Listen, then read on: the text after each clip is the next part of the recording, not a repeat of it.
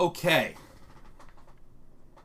Now I'm ready to present this masterpiece, the Azorius Elixir deck. Okay, we just hit Mythic. We just did it, so I'm not going to touch Sultai Ultimatum anymore. We asked the question, how can we try to build a deck around Cosmos Elixir? Now, this heals and then just starts drawing like psychotically much. So, why not just have a single Thassa's Oracle as the win condition, huh? That's the way to win. Now, we do have some alternate ways of winning, which we will be very disappointed if we do wind up doing this. But, you know, as another way of winning, we have some Shark Typhoons in here just snarling up in the skies. That seems pretty reasonable. The rest of the deck, though, is just control tools, right? Negates, Essence Scatters, Disdainful Strokes. We got some Glass Caskets for those annoying aggros.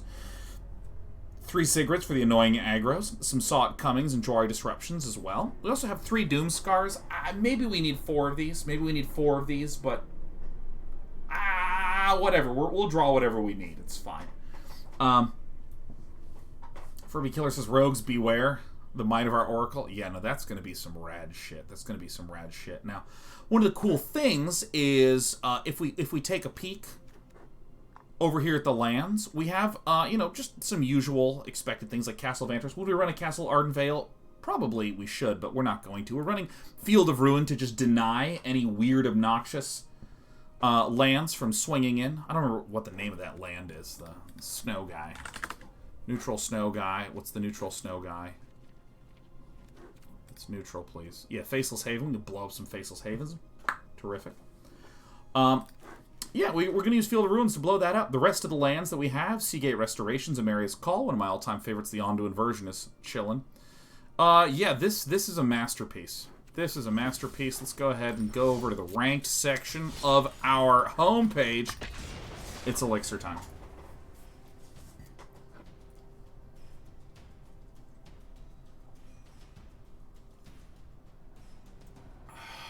Excellent. Would Doomskar and Sigrid kind of be a non-bow? I mean, kind of. Kind of. I mean, Sigrid is just insane and Doomskar is a sweeper, so, you know. Game's here to just showcase exactly why this is gas.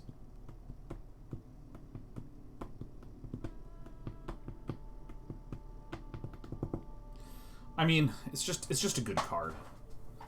You don't need to have 0 intersection of stuff.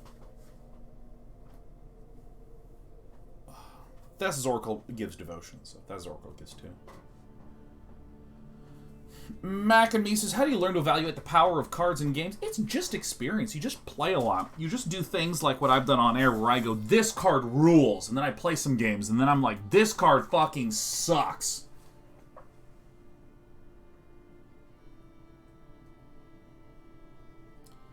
Scipio says, I'm a little worried because there's a good bit of mill in the meta. Thassa will get binned a lot. It's fine. We don't give a shit. We don't give even the smallest of shits. It's probably Mythic Day 9. Like, we have a bunch of Shark Typhoons if they want to try to play the game straight up. And plus, let's just close our eyes and imagine how hilariously awesome that would be. To be up against a rogue deck. They're milling us like crazy. We're holding on. They're milling us like crazy. And then we just play Thassa's Oracle and win.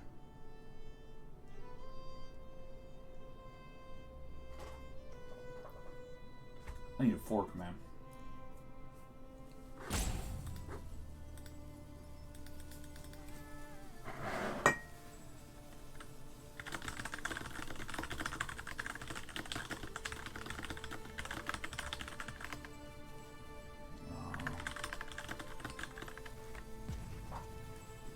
Cardboard live down. Appears to be logged in. We want the White Castle. The White Castle's probably better than the Field of Ruins table, man, but we're not going to run it because it's not as hilarious. That'll do. You don't need no stinking secrets.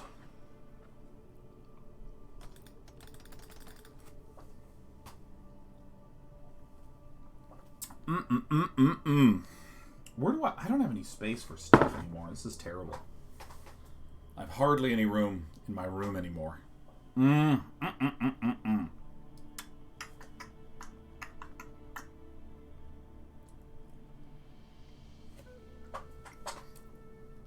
All my favorite foods are just like foods that are super basic.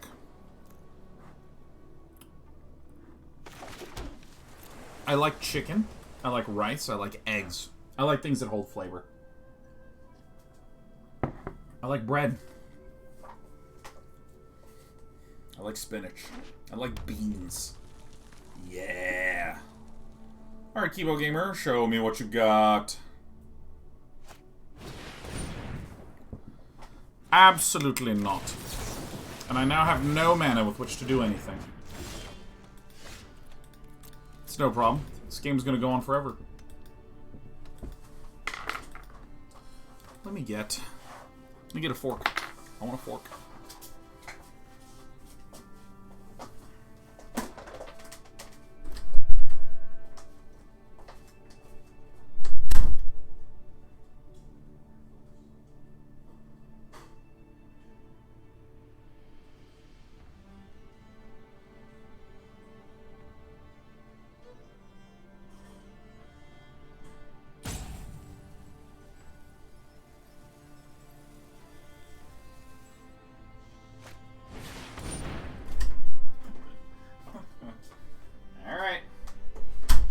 Located a fork.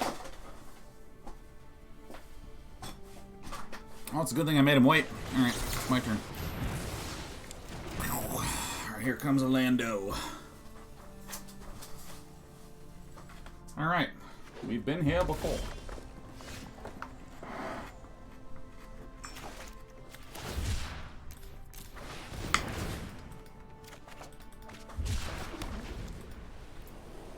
Excellent. So good.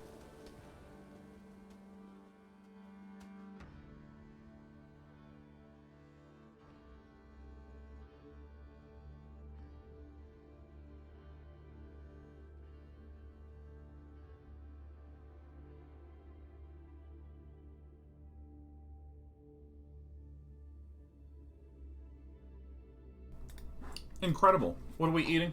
Chicken, beans, spinach, tomatoes, and cheese.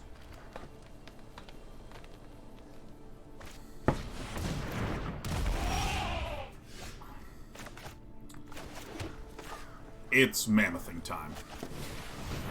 I'd like to point out the extraordinary difference right here in this situation between 2 and 3 mana. I can smash down this casket made of glass. Lobsters MTG says, which state are you in, day 9? No one tell him. You're trying to dox me, I can tell. Ah, yes, and what city in that state? I live in Los Angeles, California. Lightcraft's a state of denial. A state of despair, state of decay, state of dismay, state of confusion. Alright, Kibo Gamer.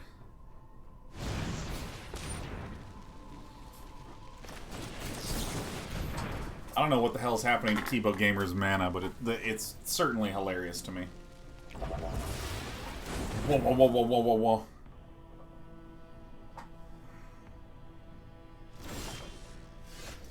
Woo!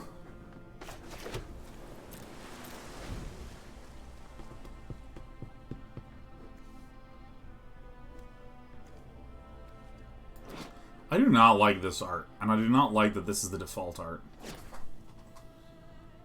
Whoa, whoa, whoa, whoa, whoa, whoa.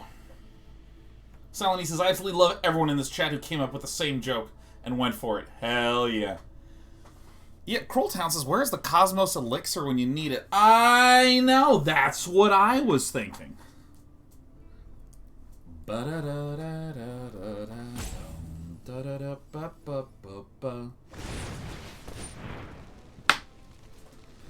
Alright, Sigrid.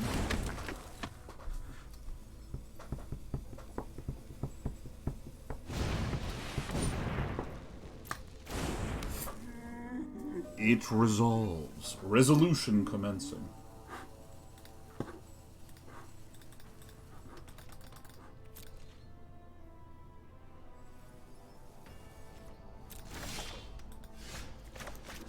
Oh my god, we can't lose. This is perfect. Woo!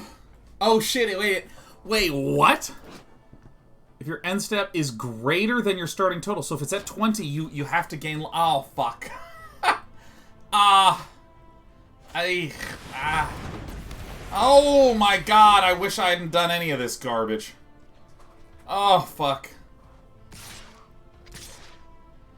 Well, at least we know we're healing at the end of this turn. Bing bong's commencing. Everything's fine. Boom! Heal me for 2, baby. Look at the elixir coming to town. Oh, yes. Oh, my God. This elixir card is so awful. Amazing. Vivian? What are you doing here? Nature's ingenuity. Bloobity bloobity. Ah, Vivian, the advocate of the Doomskars. I'm not actually sure if we have a single way to deal with planeswalkers. Outside of, say, Ondu Inversion that completely anti-does good stuff for us.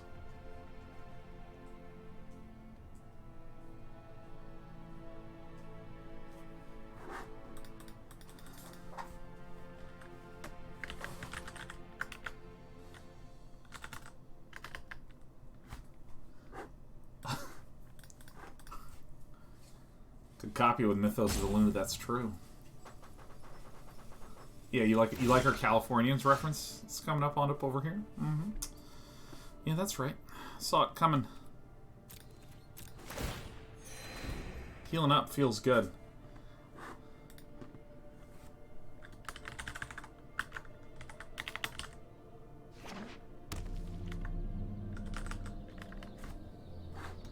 Alright. Alright, what up? It's me. It's me, Sigrid. She's removal.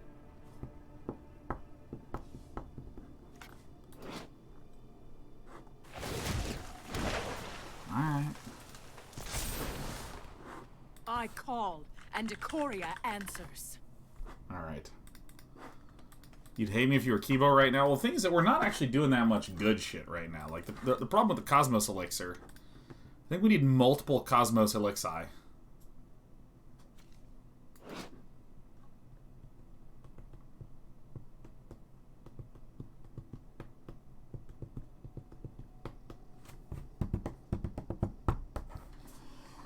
We're hanging out. A lot of hanging out happening here. Whoa. Wow, wow, wow. Man, I have been sent a photo of a dog, and I love this dog.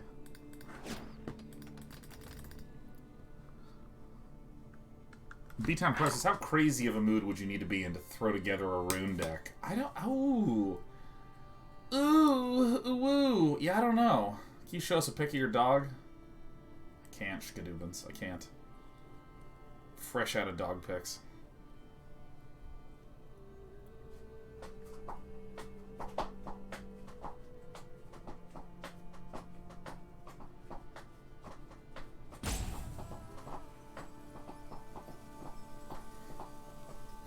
No doggity. There you go. X equals 2. Oh. Let's go ahead and stroke that one a little bit.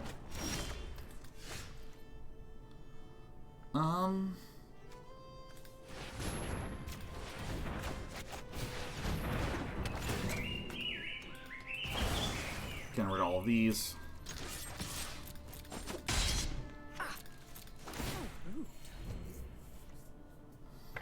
You ever played a Shrine deck? I have not, Quasimodo. That's a great idea. Cosmos Elixir is just the it shit, man. Sure, spending a lot of cards to just deal with the 3/3s being generated by a Planeswalker. I love making new friends. Oh yeah, let's change our title. Thank you. Edit stream info. Standard. Azorius Jank.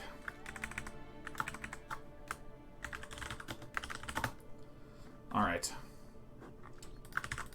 And updated the title. There you go, everybody. There you go.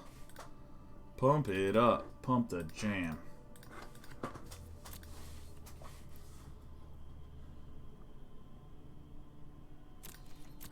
think I'm going to hang out here. Vigilance. I think a Shark Typhoon to cycle for 1, huh? The Dingo ate my baby says, you can send us an unsolicited dog pic anytime. Oh, yeah. I love sending you dog pics. I called, and Decoria Oh, yeah, answers. I guess Ondu Inversion is like it. That's like the only thing. You know, I don't care. I'm X equals 3ing this shit. Oh, yeah. That feels nice. Oh, can you believe it? We're going to draw a card. This is going to be something incredible.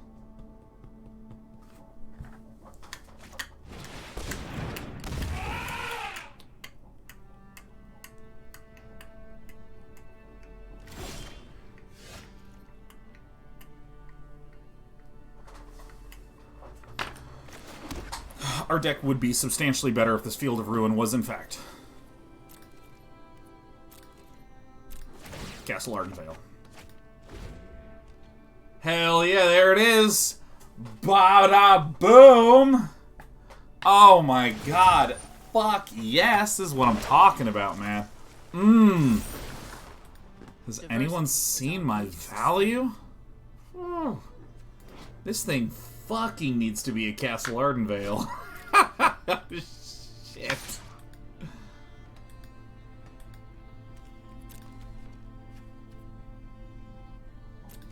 It's okay, we're gonna heal that up next turn.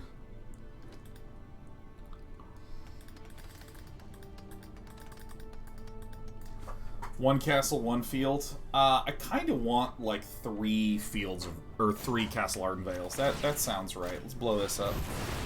I'm doing this to thin my deck because I need something good and I need it fast.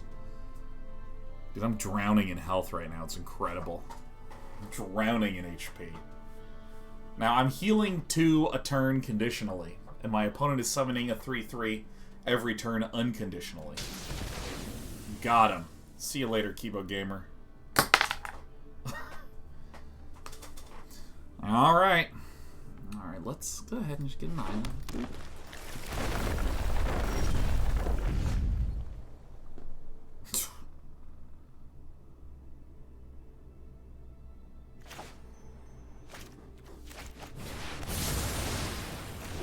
Incroyable. Healing back up.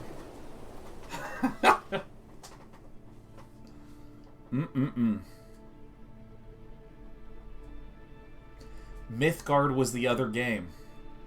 Isn't Mythgard Viking themed? Isn't Mythgard Viking themed? Someone correct me if I am wrong. I'd like you to meet my friend, Stompy. Absolutely fucking not, brah. Excellent.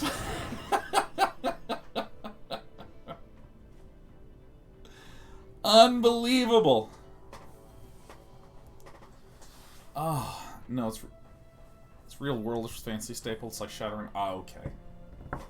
Because I feel like there were 5 games recently that had like a Viking theme, with the Kaldheim set and Magic being included. There's Kaldheim, Valheim, Dwarfheim, Assassin's Creed Valhalla, and there was one more game.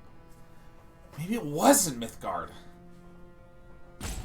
Lionheart, my name is not spelled that way.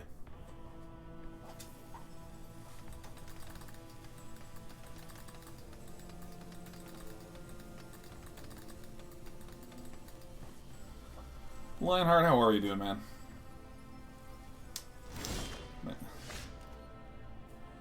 Oh my god, what a treat.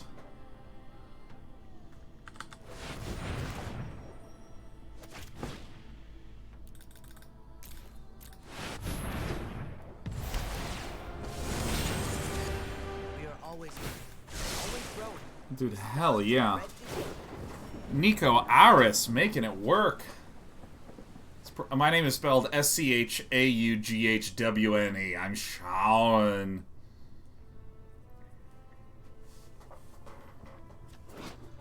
Here they are. I have the Speed Racer theme music stuck in my head because You know at the start of Speed Racer where it goes... I play that every time it's time to take my dog out on a walk now.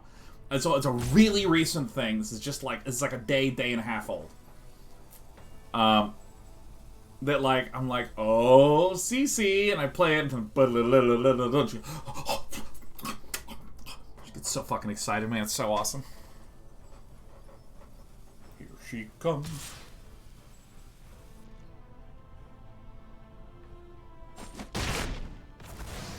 At least I learned a lot today. Well, at least I learned a lot today. It feels like a good... Diversity is our greatest strength. Yeah, well. Now one more Doomskar in the deck, you know. Why can't anyone hold on to this? Oh my god, Sigrid is just gas. Alright, let's do blue, white. What? Activate ability, damn it. No, I got a good amount of cards coming out. Oh! Oh!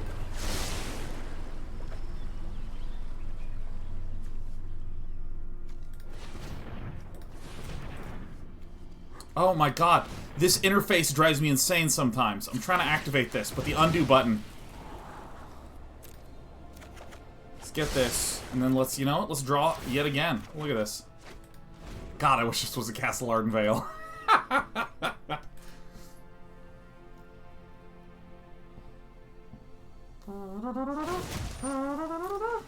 Here Sean comes, here comes Speed Day 9. He's a demon. Beauty lies in variation. Sean's a demon and he's gonna be chasing after someone. Da da da da da da da. Da da da da. Sean's coming at you, so you better look alive. Sean's busy revving up the powerful Day 9. This one goes. Is there anything blue-white that deals with planeswalkers? I mean, essentially Shark Typhoon and Ondu Inversion, and that's all she wrote. That's it. That's the video game right there.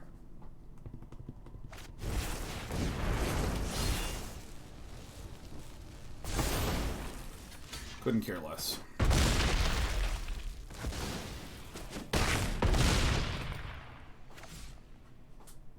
I think it matters to me.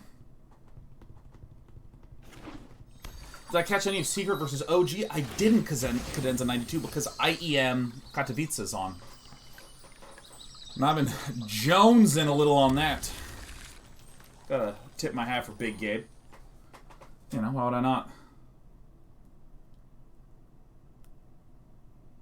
Oh, Clash says, hey, tonight. Tomorrow I have a date and was wondering, what's a non-standard question you like asking people to get to know them? So one is a category of questions that's like, what do you like? And the specific one is, let's imagine it's a Friday night. You have nothing planned on Friday night, Saturday, Sunday. You get to do whatever you want. How do you fill up a completely free weekend for yourself when you don't have any obligations?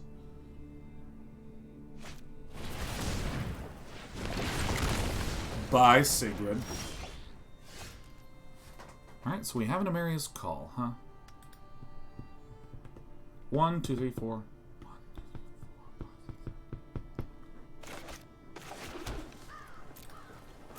That's a good one. Second question that I like quite a bit. Second question I like quite a bit. What is a moment in your life where you experienced deep schadenfreude? As in, experienced joy at someone else's misery. Because, I mean, you know, I feel like a lot of people tend to have trite examples, you know, that are funny. Like, there was a bully. Like, for me, in elementary school, there was a bully of mine. We will and any threat. he was trying to be cool and show everyone how cool he was by throwing a hammer at a soccer ball that was far away. And it hit the hammer and ricocheted back and broke his nose. And I was like, yes. Poor little Sean. Yeah, take that. That is hilarious. 1, 2, 3, 4, 5, 6, 7, 8, 9, 10. Oh, I thought I had 9. I miscounted. No. Oh my god, anti-awesome. Welp. It's inversion time. I have to block like this because there's a reasonably high probability.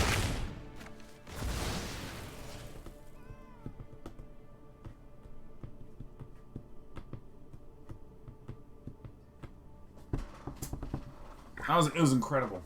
It was incredible. Disempowered, tired little Sean. Yeah, we got him.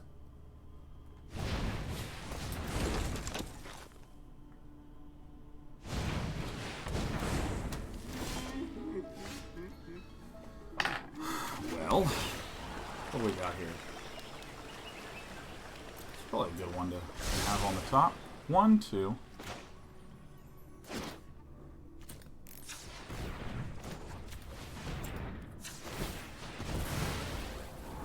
Alright, let's go ahead and do this one.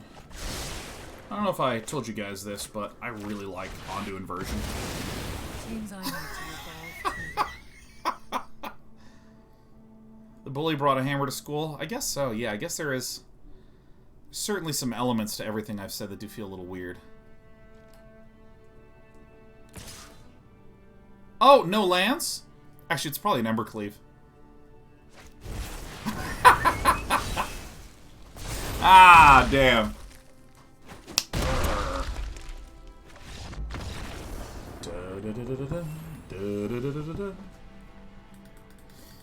I mean, I truly think that that's the deck that we will often struggle against. But you know what? Here's what we really need to do. We really need to get out of here. I don't think we need these silly little Field of Ruins. I don't think that we do. I'm going to put in a little Castle Ardenvale. Oh, fuck, it's a little Castle Ardenvale. Oh, I think a pair are good. Who talks like this, Sean? I don't know. You tell me.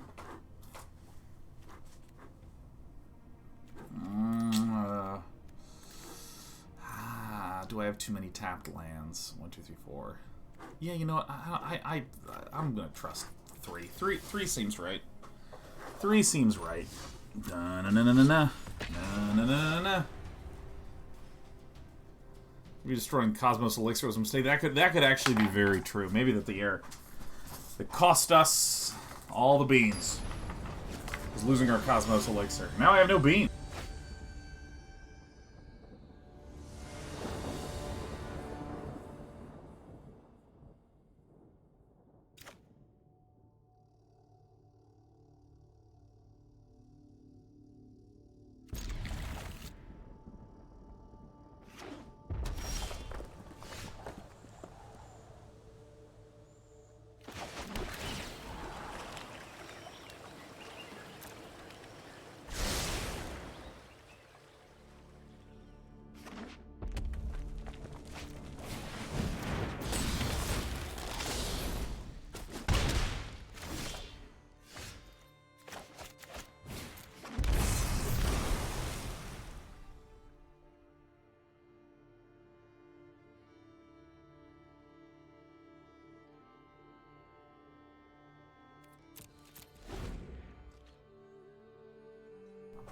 Delicious.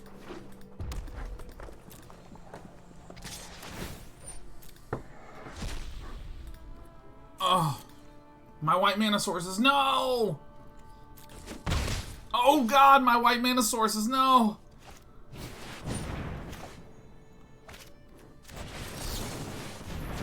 Not a chance.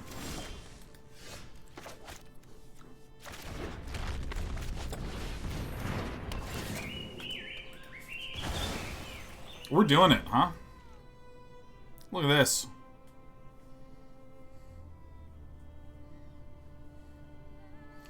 Look at Firebolt 95. Yeah, you know. Their results. Hit me. Hit me.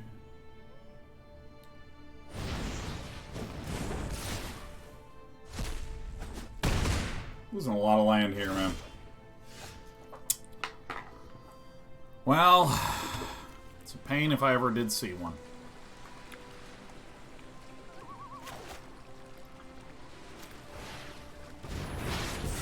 It's okay.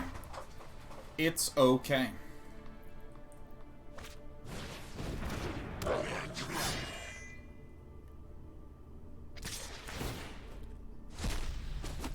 This guy's getting a lot of land. Like, really de-landing the crap out of me. Ay, ay, ay, ay, ay. Alright.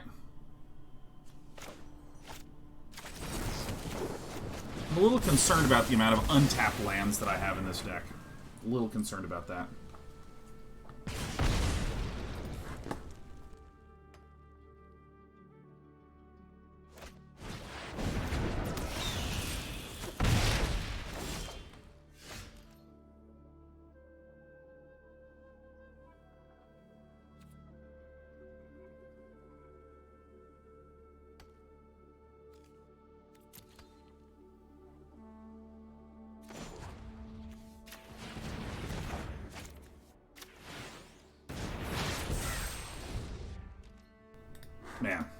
Man.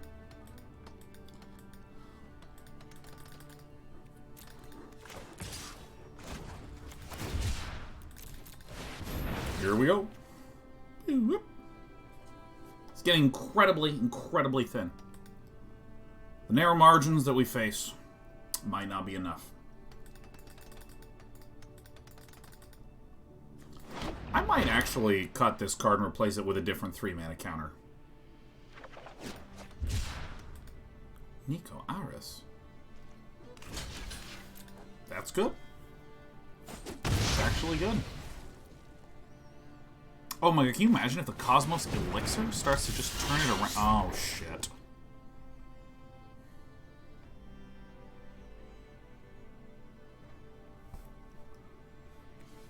Alright, I'm getting out of here.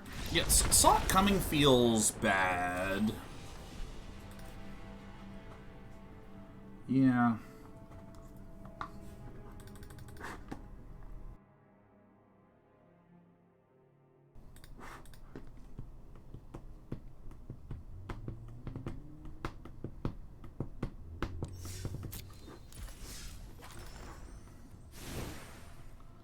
Let me think.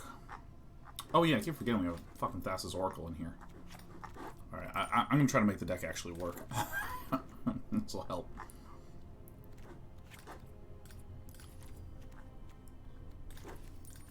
So just like this. Alright. Time to show counter spell.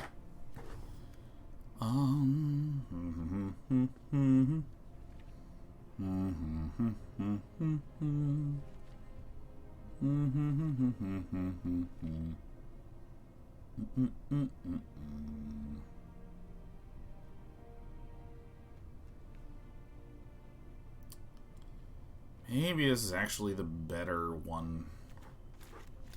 I don't know. Alright.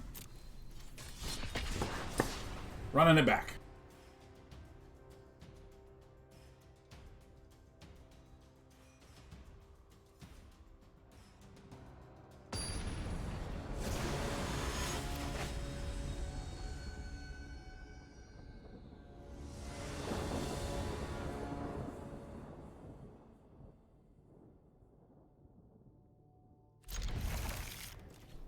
Alright, this is going to look a little bit better. Otaye. Fireblade Charger. Perfect.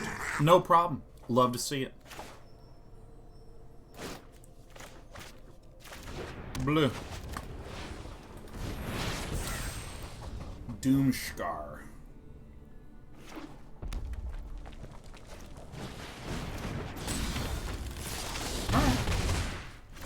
This is all fine. Let me do this. Whoops. This is what I was trying to do, but you know, we'll just do back to back to back to back. This is the problem with some of these fancy lands, is that Vantresses and Ardenvales just become substantially weaker.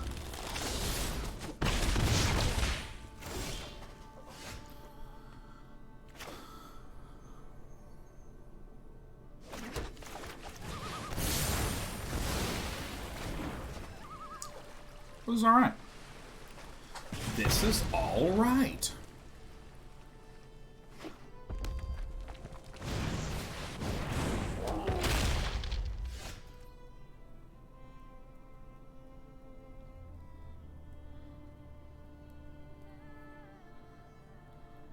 I mean, I think just like this, and then make another shard.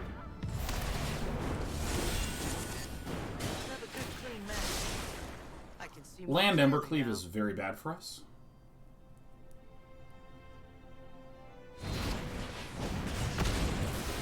Nice. Super nice. Superb.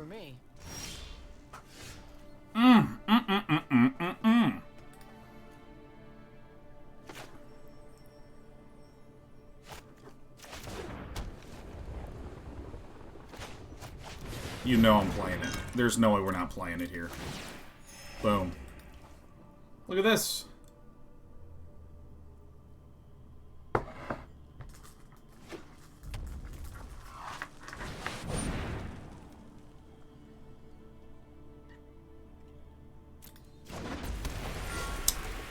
I am very worried about myself.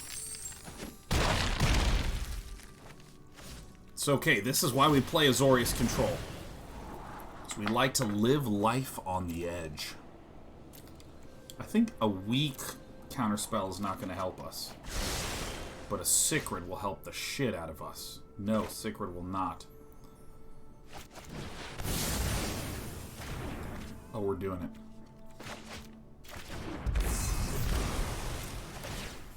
Yes! All of you doubted me. Every single one of you thought Day9's Azorius Control list doesn't make any sense to me. And yet here I stand, having thwarted the masses. Ah, and how much power I feel coursing through my veins. This is incredible. Kuramaru says, I doubted you until that Cosmos Elixir hit the field. Damn right. It's true. It's true, I could feel the embarrassment in my voice beginning to rise. The sheer shame of it all.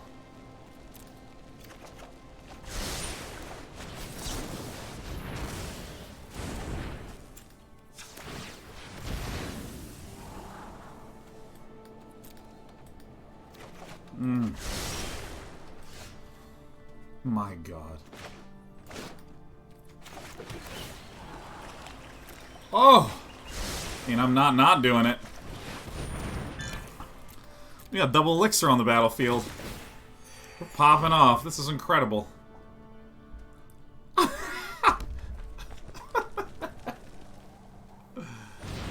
God. Of course.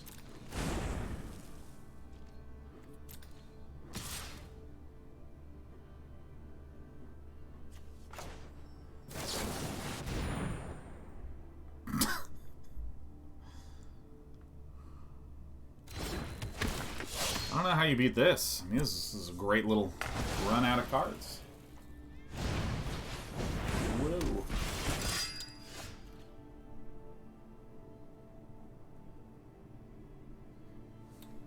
I'll pass.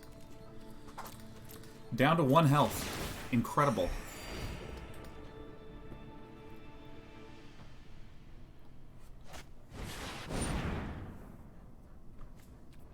Okay.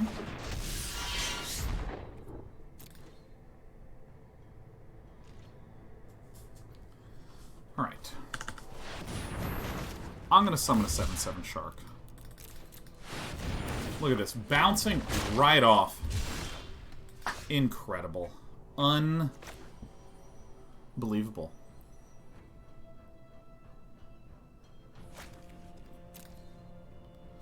No, it's probably better to just do this. Keep the stuff up.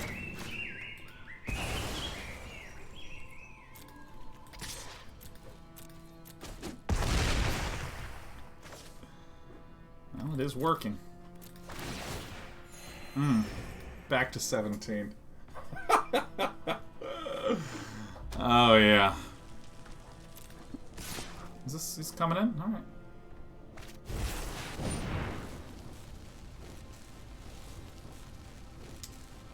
Well...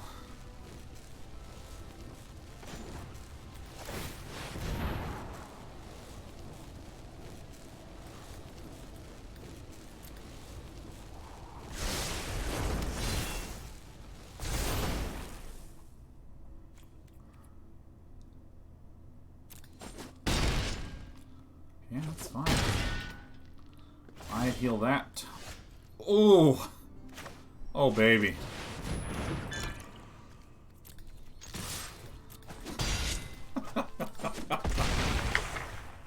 I mean, it's still possible for us to lose, but this is really funny, huh?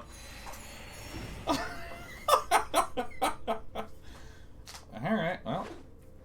Oh, right. Yeah, no, please. Yes! It's quite unbelievable. It's quite unbelievable.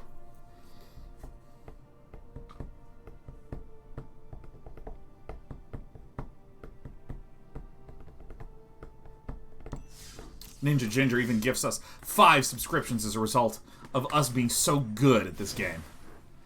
I'm still doubting these Castle Ardenvales. I think I want to just cut one more. Cut one here. Do this. I just want to make sure that I have enough untapped sources, you know what I mean?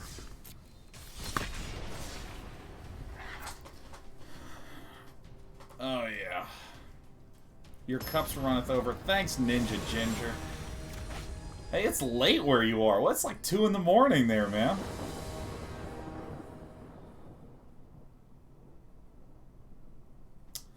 We've drawn the best hand. How you make Sean feel.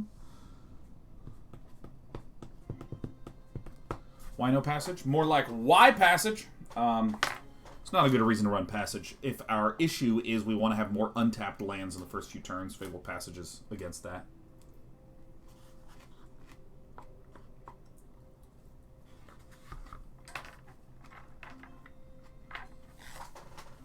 Ostro, the answer to all your questions about what is upcoming for Day 9 TV is on the website, day9.tv. Should show that there's a 30-day project starting on March 1st, and the Age of Empires 2 week is kicking off second week of March. Week of the 8th. I unfortunately have an appointment on the 10th that I cannot move, so I'll probably do like 3 days that week and 1 day the next week.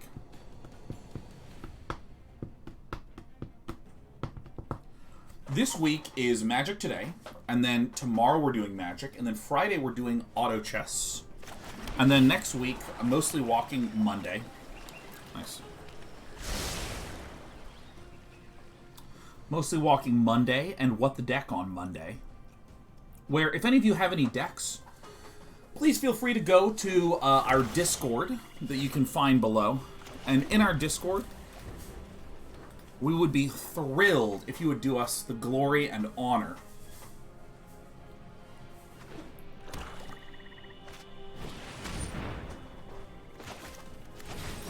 of submitting decks for this upcoming What the Deck. The theme of this What the Deck is Clone Wars.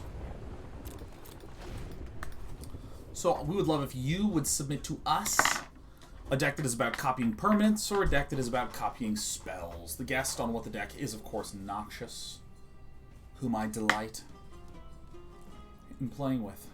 Which side is Sean playing? I don't know, I haven't decided yet. So we're doing What the Deck and Encodia on Monday.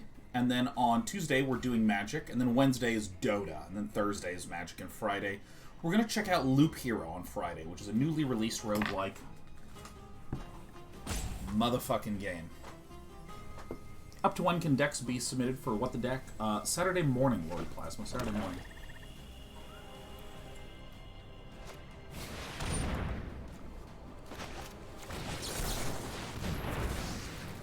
Bang!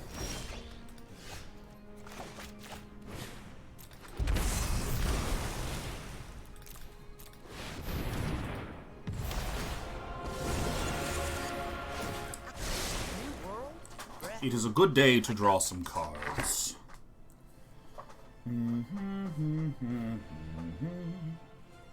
Roguelikes are inherently beautiful. Yeah, I just like games with stakes.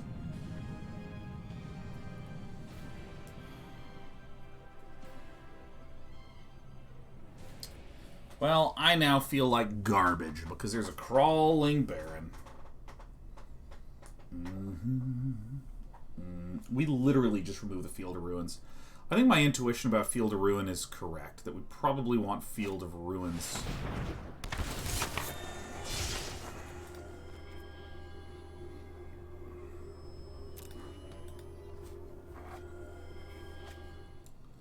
Crawling barons in my skin. Crawling baron wounds, they will not heal. Oh, a Doomskar, huh? Okay.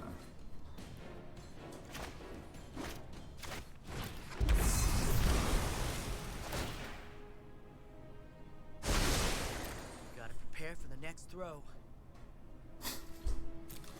I don't like that line. I gotta prepare for the next throw. Yeah, let's not have that line. I'm not throwing nothing for nobody for nothing. Bum, bum, bum, bum, bum, bum, bum, bum, bum, bum, bum, bum. Yeah, Sigrid can deal with crawling barons. It's true. It's true. I want to see everything. I love looking at stuff. I'm PT Rocks, a mono black crawling barons discard deck. Discard, discard, discard.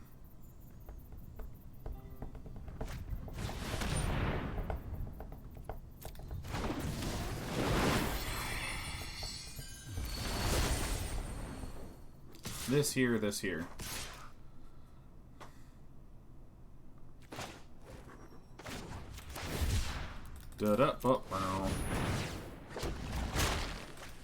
Oh, can't lose now.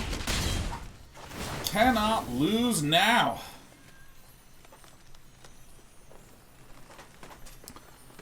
Each player discards a card. Sure, I'll ditch the Doomskar.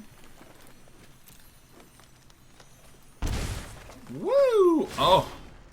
Oh! Alright, so what I do is I do this, and then activate ability. Ugh. And I'm looking for land. Kinda did it. We've drawn 2 cards this turn, so that dies. Bang. I've got you all. Prepare Operation Bing Bong. We're doing it, man. We are doing it. Closman says, shoot, Day 9. That was great. You should hit up Shinoda. Justin, how in the hell on the earth are you?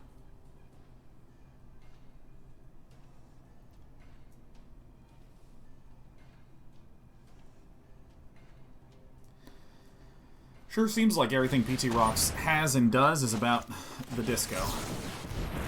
Going to the disco, providing me tickets to the disco. I mean, land is the stone cold nuts here.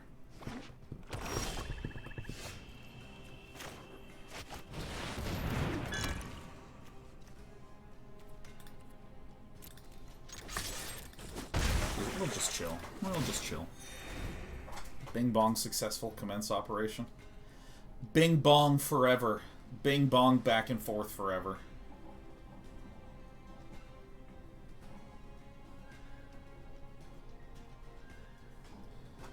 God of Gnomes. This is a weird question, but did you ever do anything on G4 back in the day? I did not, because the only opportunity to be on there was during reruns of Cheaters and Cops. I don't know, every time I've ever tuned into G4 as a kid, it was just Cheaters. With that absolutely shameless host who would, like, follow around people devastated with a microphone. You've been confronted, like, what? How does that feel about you? Oskiel says, when you first started in esports, did you ever imagine it would be where it's at today? Oh yeah, I think it's actually substantially smaller than it should be.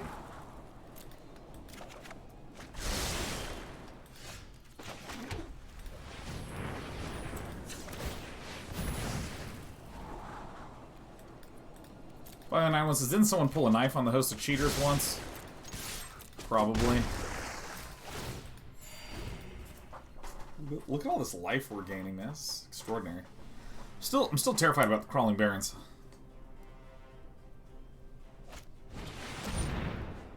Turgrid's Lantern is fucking terrifying. Get out of here. Turgrid's Lantern is just like one of the most plasma cards in all of Magic right now. That thing is out of control.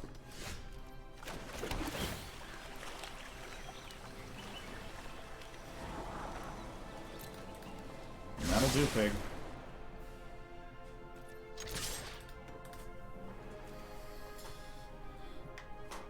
Oh man, I need to get more Cosmos Elixirs out.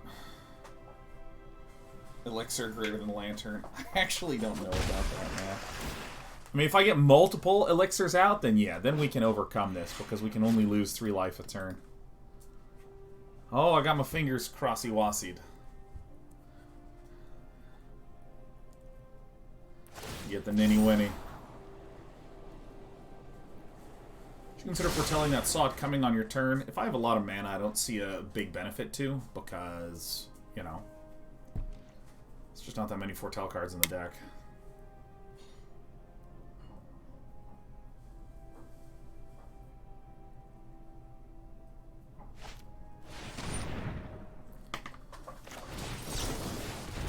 Be gone! And then what I'm gonna do is I'm gonna go ahead and I'm gonna play a Rankle.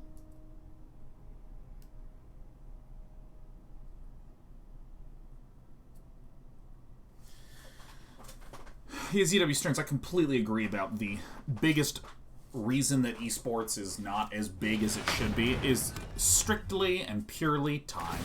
It's just time. Oh!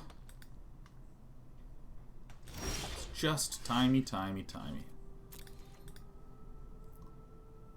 I should have discarded this, huh?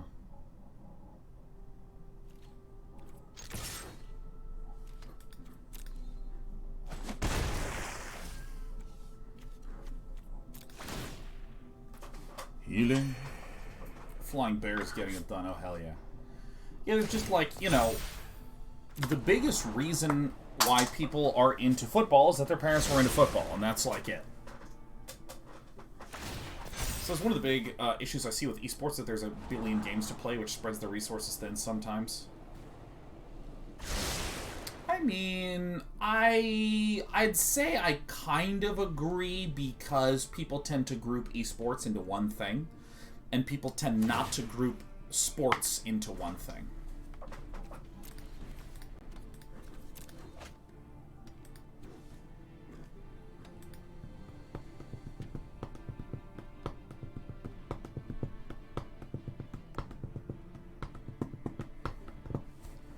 Like, people don't say sports and mean track and field and football and curling, and it's typically referred to as, you know, the specific leagues.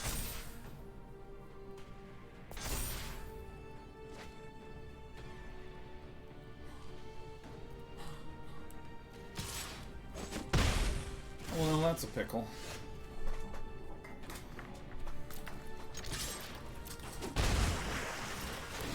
Healing. 6, 7, 8.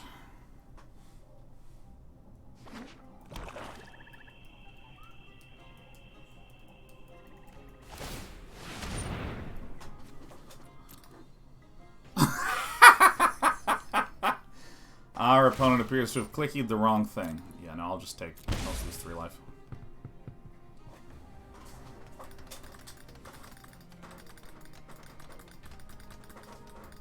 You gotta know, I've never been on G4 of my own volition, but I do a lot of hosting of just general gaming stuff. And so, if I was there, it's probably a PC gaming show, I'd assume. Or BlizzCon. Oh, the game has become increasingly challenging to lose.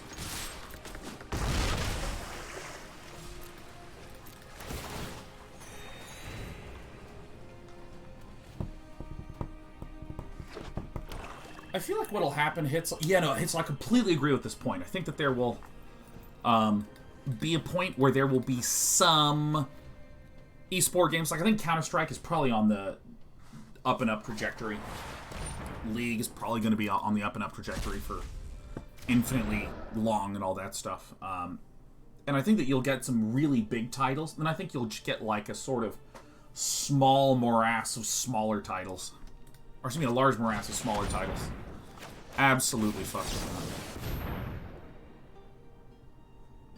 So what's the curling of esports?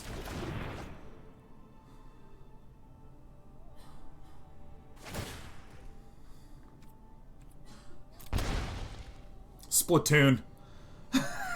Farming simulator? Oh, Cadence, you are it.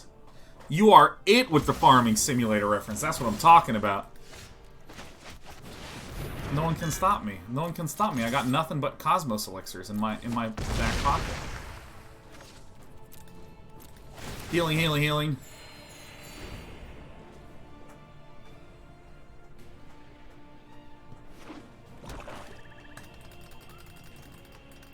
Curling is a fucking rad sport, man. Curling is highly dope. Like, extremely highly dope.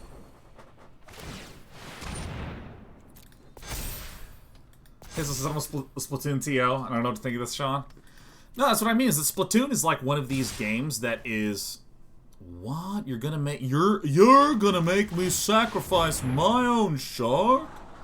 What? Oh, yeah. Oh, I'm fucking doing this. Heals. Curling is I literally in the last week and a half I spent the evenings watching the 2018 women's curling finals between Sweden and South Korea.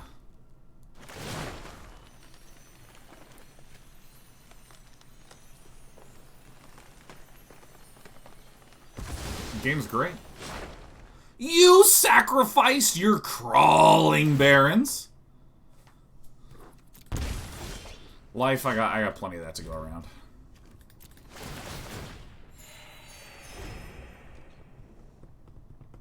B10 Pros, there are some legit curling rings out in Pasadena. There is? Because I saw a curling, what the fuck?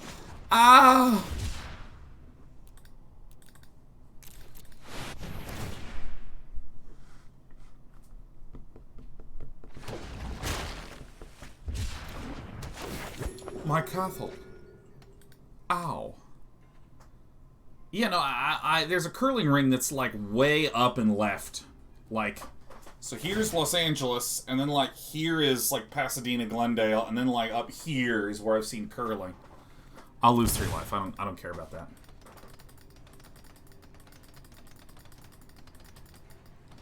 Yeah, and Splatoon has always struck me as one of those games where it's, like, it's a shooter, but you're trying to, like, paint the ground. So it's just like, oh, he's coming, quickly! You fucking spray not the other person. They're going that way. Go this way and spray that shit. It's a very abstract kind of gameplay model.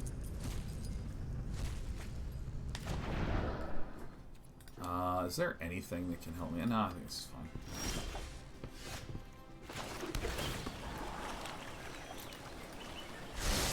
Day 9 Claws is coming to town. Actually, that's what I should do, man. Fuck Castle Ardenvale, man. I'm done. I'm done with garbage-ass Castle Garbage Vales, man. I'm putting in more Emeria's calls. These are untapped Lando Calrissians, and that's what I need and want in life. Yeah, no, that I didn't realize that Pasadena had curling rings, because I wanna take curling lessons. I want to take curling lessons. I want to go with my wife, and I want to just, like, brush ice in front of granite. That's what I want to do. And that's why I think Splatoon is the curling of esports. It's just absolutely bizarre and high skilled and awesome. So there you go, Hitzel. That's what I think, huh?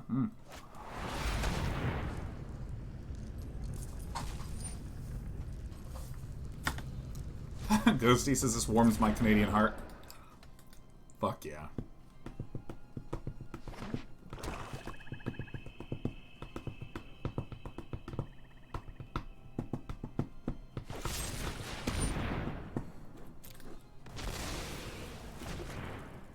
You got it. Yeah, Splatoon's nuts. Splatoon's like the most bizarre game.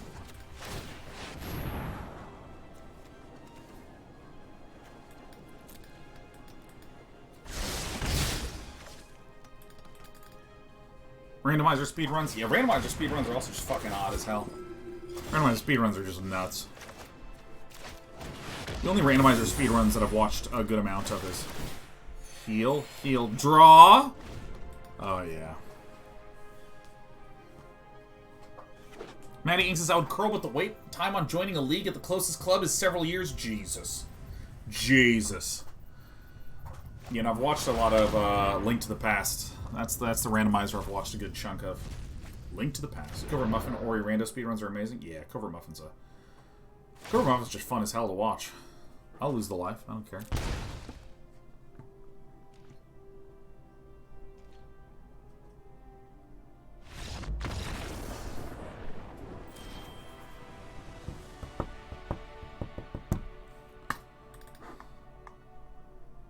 Sippy says, well, for comparing the sports, speedrunning is track and field. Oh, no. Speedrunning is in no way track and field, even a little bit. Oh my god, I know going fast is the core idea behind both of them. I know that. What is my deck? Cut one of these, put in one of these. Because here's the thing, is that like track and field to me seems like nuanced athletic perfection. I would compare like DDR or Beatmania as the video game equivalent of track and field, where it's so much about subtle perfection and all that sort of stuff. Speedrunning is, I don't know, it's like if chess boxing had 2 more sports put into it. Like, it's about like tracking glitches and research, and I mean, it's like a competition where you have to eat as many hot dogs as you can and then fight someone, but you have to play chess. But if you accidentally touch their chess piece, you have to eat that one too. Like, I don't know. Speedrunning is the most bizarre, backwards, nonsense, ridiculous, derp, but nerblur kind of thing I've ever seen, heard of, thought about, or give a shit with regards to. What is a good comparison? What even is? By the way, we're up against... Oh, is this Zeke? Is this Zeke from chat?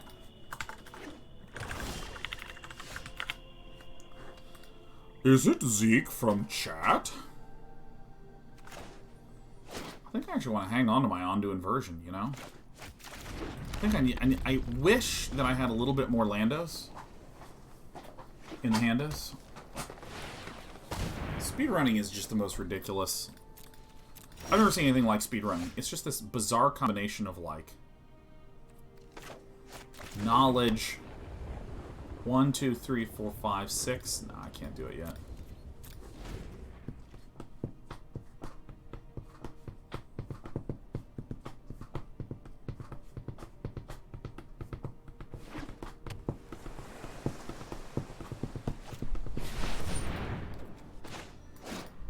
Not a chance. So this says to me that Villain does have a ultimatum in the hand.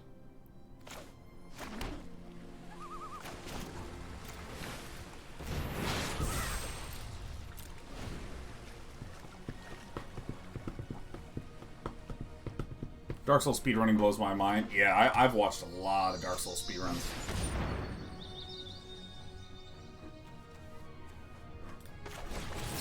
I'm scared can come out of that. I don't want none of this garbage messing up none of my nonsense. Oh, shit, a Jwari Disruption. Oh, fuck. Okay. Well, alright.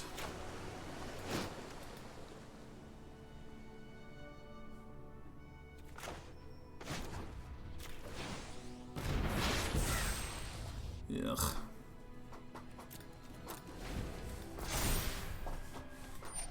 Dinar says the best comparison is to competitive timber sports. Oh, yeah.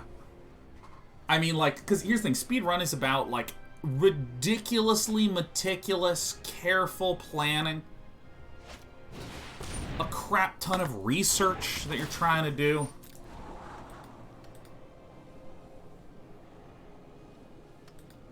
Then there's, like, the mechanical control. Because there's something like, say, Mario 64 speedruns. Where Mario 64, like 120-star runs or 70-star runs, they like there's not a huge amount of glitches that you're doing. It's actually just like pure raw.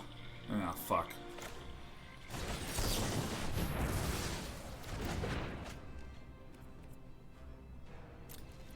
It's just like sheer excellence. Just sheer speedrunning excellence, man. I'm playing this garbage.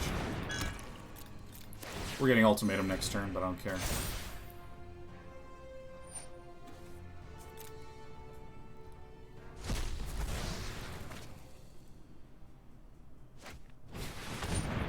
No? Unbelievable. We're gonna fucking win, man. We got this. Oh, we're doing it. Nothing? Oh, hell yeah. Oh, hell yeah. Oh, this is about what I am talking. 0 top, 2 bottom. Yes, yes, yes, yes, yes. Oh.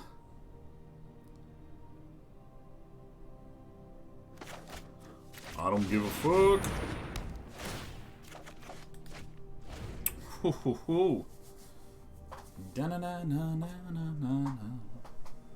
Yeah, but like the Mario 64 speedruns are just like really technical in terms of their execution. Then there's other speedruns that are just like these bizarre knowledge stresses for your brain and your booty. Can you believe that we might actually beat the Sultai Ultimatum deck in a best of 1 with this garbage?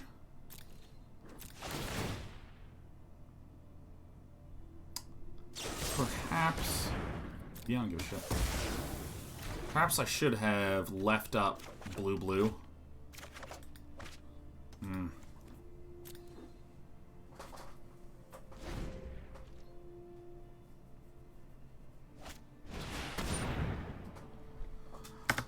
That is okay. I don't really care that much about that shit.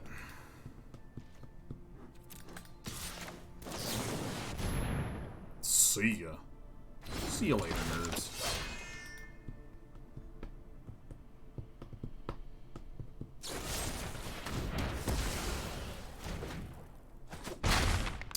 What? Alright.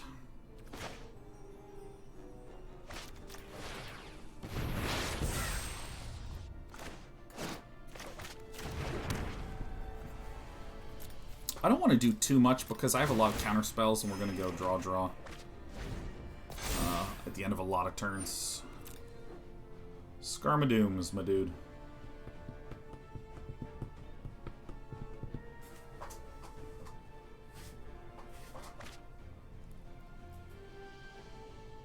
It's really funny watching a lot of old adventure game speedruns.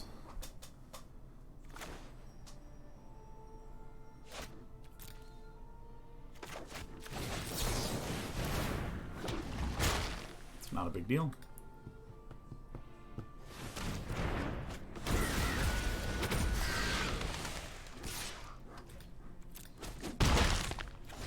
Youch.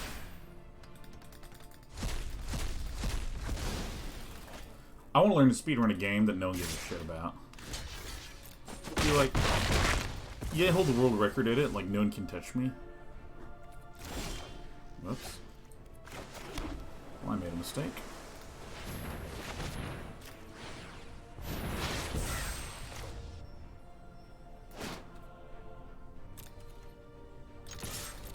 Dude, I don't care. I'm doing this. Kid Chameleon. Oh my god, Kid Chameleon is so hard, though. Speedrun the dig. I'd be so nervous. There's lots of games out there with no world record. Ah, that kind of sucks ass.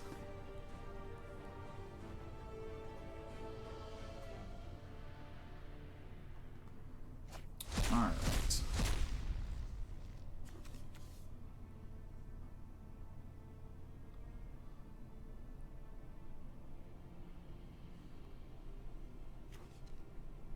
Just gonna go to...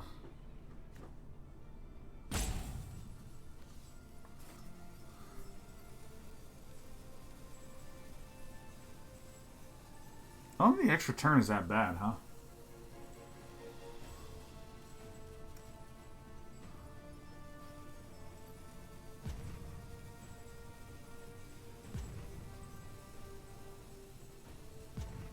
think Kiora is what we send back, yeah.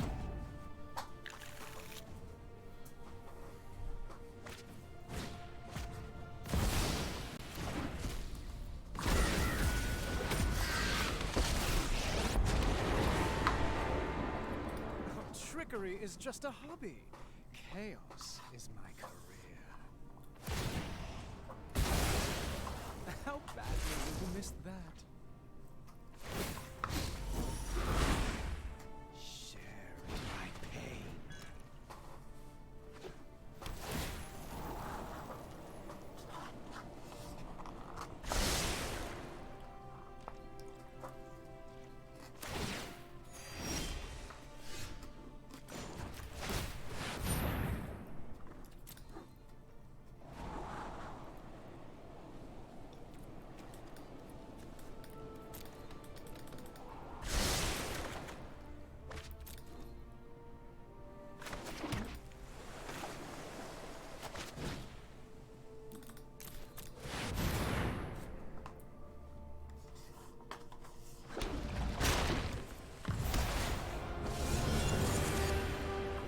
Be a new experience for both of us.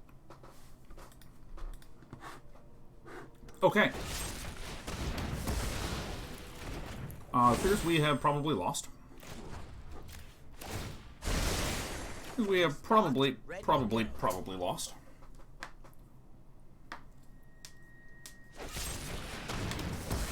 Okay, well that's fine. Maybe that's gonna minus. Ooh, what is this? Last casket, eliminate, okay.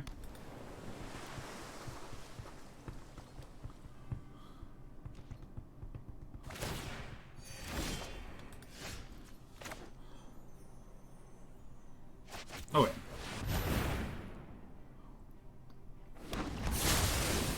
Alright, so now I'm going to do this for just 1-2, huh?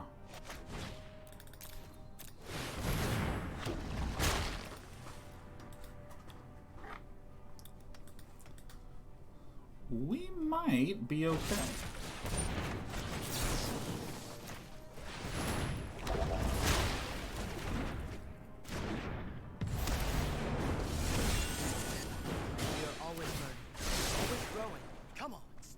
Okay, this is becoming a thing, kind of. This is becoming a thing. We're sort of doing it. Holy shit.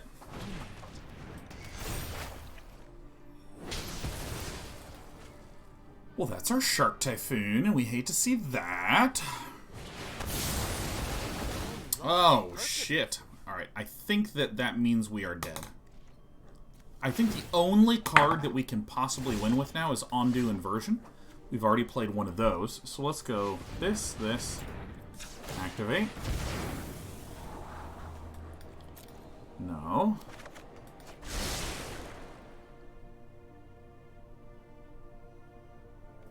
Alright, I'm out. Damn. Still close. Still close. Very close games. Very says, I think letting them have Tybalt was a mistake. It was tough. It was really tough. That was certainly the big moment, but you know, I'm scared about Kiora Best the Sea God creating an 8/8 against me, which we can deal with Doomskar, but it's the gain control of a permanent of mine. Maybe I should have been more comfortable with that. Yeah, on more reflection. Yeah, it seems like that. The more I'm talking about that, the better that sounds. Alright, good. Another Yorion deck.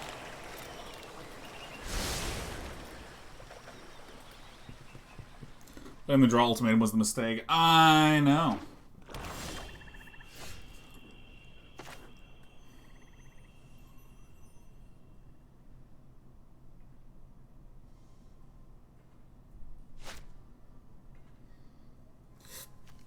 I'm gonna do this, actually.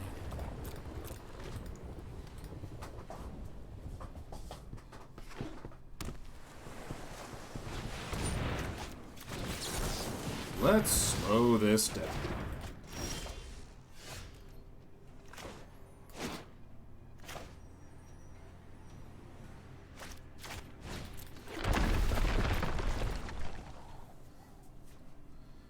Okay.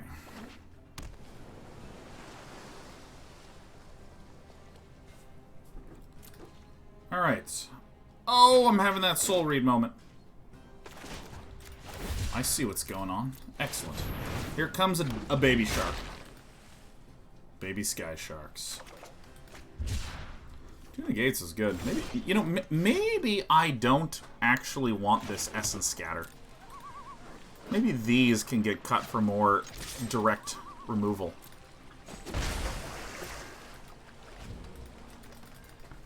Maybe.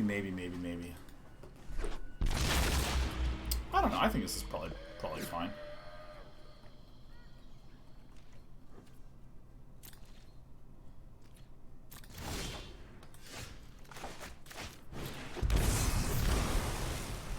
The question is, I've never made a Yorion deck, but I'm about to. How many lands should I use? Typically about 34 to 38. Something in that range.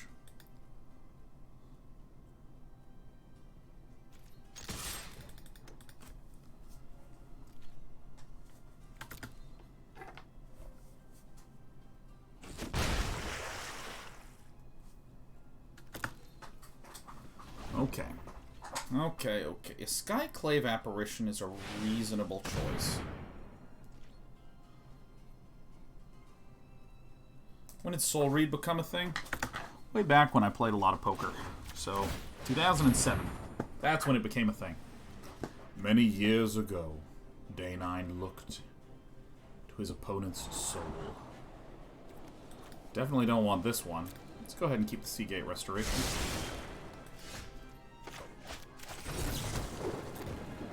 Our ideal is to be able to just cast Seagate Restoration. So, if we can pull that off, that'll be quite nice. So we're going to try to find an untapped land at the end of the turn. We also have to be super cognizant that Tetra could absolutely just ultimatum us, and then we're doomed.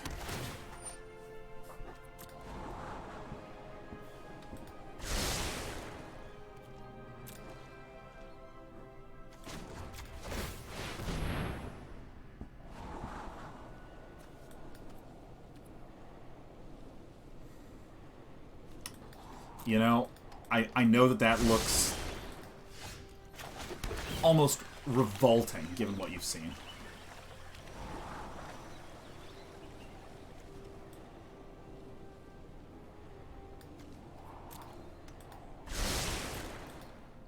But I still think that's the right play.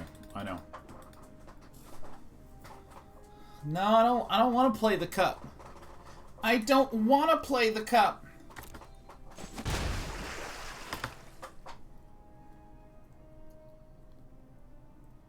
Mr. Diron says that's jank apostasy. Yeah. Yeah. Goodbye.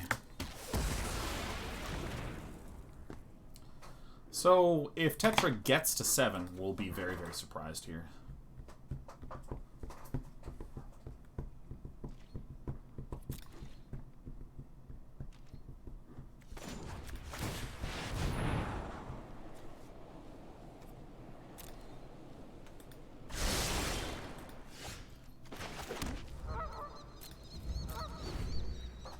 We'll Sigrid at the end of this turn. Poke a little more.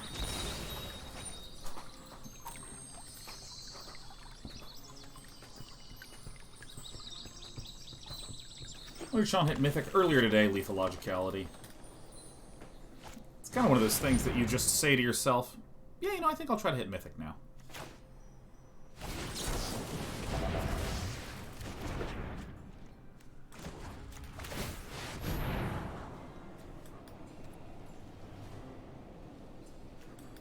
Shit, I should have moved this, shouldn't I? I need capital N, need an additional land. Because I want to be able to Seagate and untap.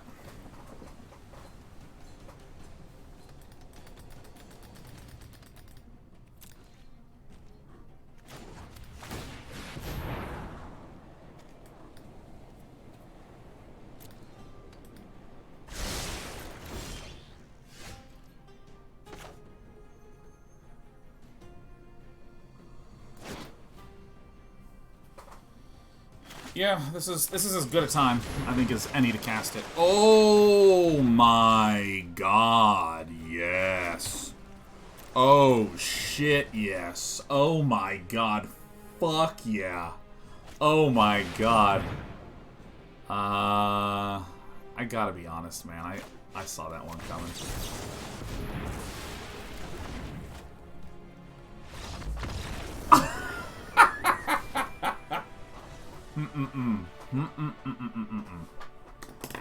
Absolument pas.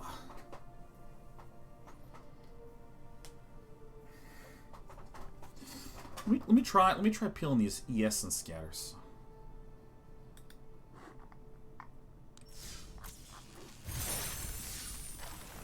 Yeah, see, I'm really feeling like these essence scatters are too narrow.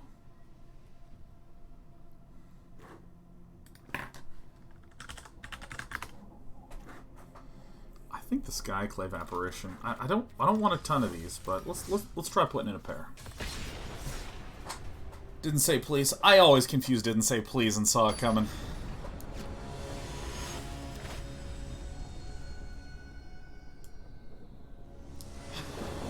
Crazy Cow Mittens the cat. Just using Day Crablar. Just showing little crab cheers.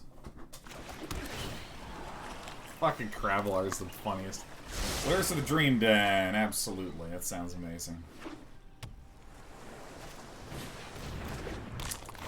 Okay, alright. Well. It's like somebody is a douche.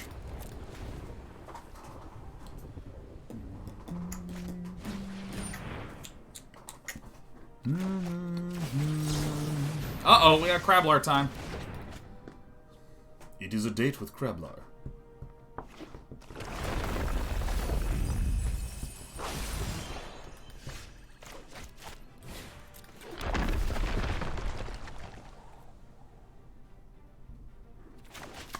I should have done the untap land. That's fine.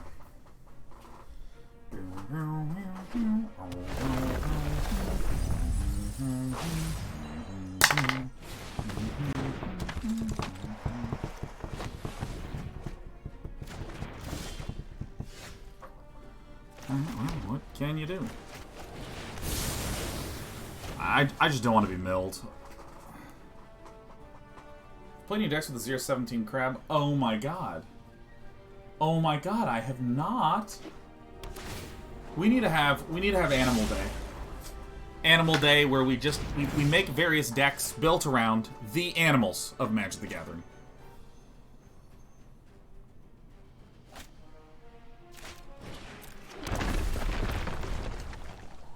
That's so good. We gotta have Crab Day. Crablar Day. My god. Can't believe this bastard got so many fucking crabs.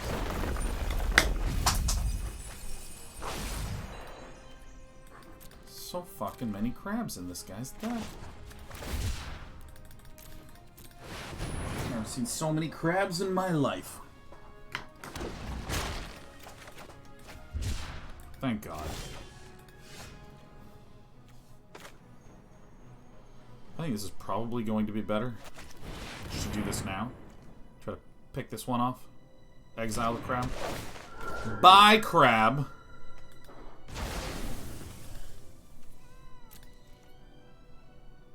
Get in the box, crab, says Mr. Deer.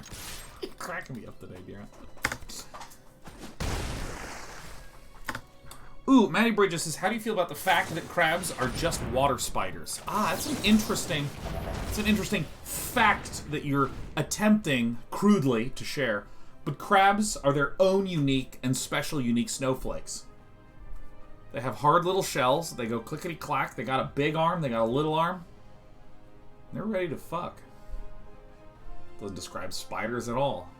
Spiders are never sure if they're mating, giving birth, eating, hunting. It's like unclear. They're ready. Ah, crap. I was hoping my opponent would have another end of the story.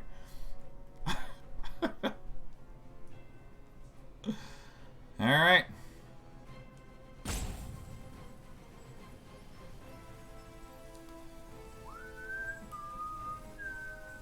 I think crabs are awesome. I like crabs. I think they're cute. I like crabs. I love lamp. You know?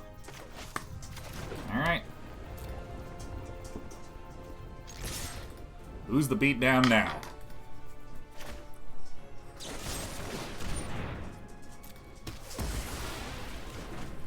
Heartless is the way to describe that act. Is that Cecilia? Is that Cecilia, the little brown dog? Hi! Oh! Oh! Oh! Alright, honey, I'm gonna bring her in. Oh, she's sitting down. Here, can I bring you up? Oh! Oh! You okay? You okay?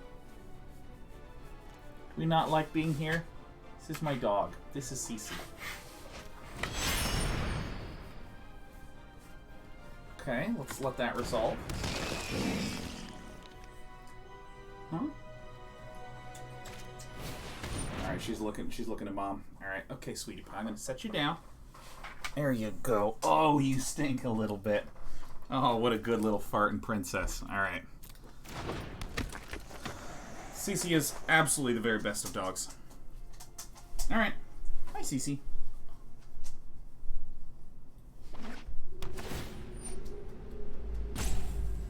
Alright, Temple of Deceit. Alright, sorry. I love my dog.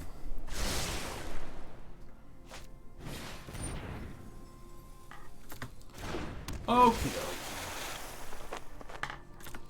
Alright, so I think this is pretty clear.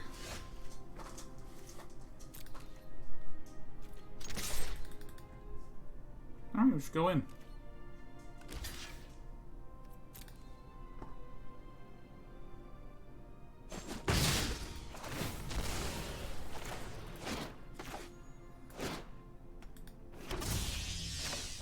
Ashendor, thank you for the 10 gifted subs as we show off our little tiny brown puppy wuppy, Cecilia. She's my favorite little brown dog. She just sits there. She just likes clacking around.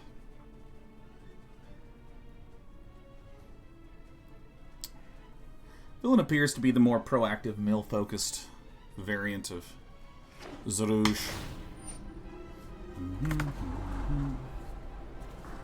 As much as sadly, I could not sub directly to dog. But MTG is pretty good too.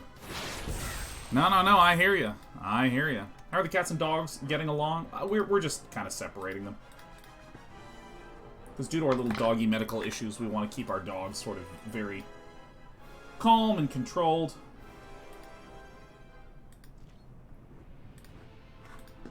Can't give her too much excitement, you know, that sort of thing.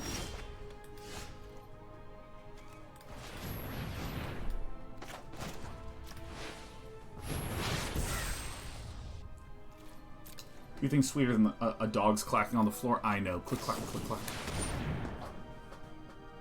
Oh, that fucking sucks. Yeah, of course. Why did I do that? Alright, whatever.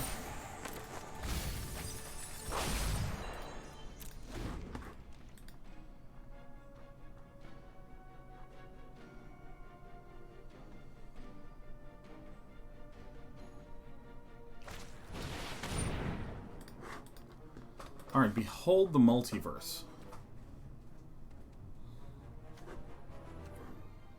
We have like the same amount of cards. I don't even know where this is going. This is the Oracle win, right? We cut the Oracle, dude. Ah, yeah. Get out of here, crap. Bam. Possibly. Hey, Mr. Bite, happy 6 years! Says thanks for providing me 6 years of amazing entertainment. Oh! Always good to have you, Mr. Bite. How's your day at work been? No.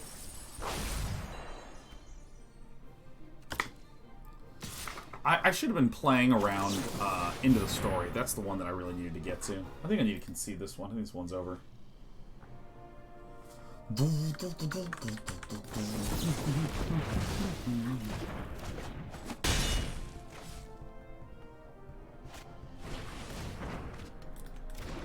God, there's like so much card drawly wallies. Alright. I'm tired of doing nothing. Tired of doing nothing. Let us fight.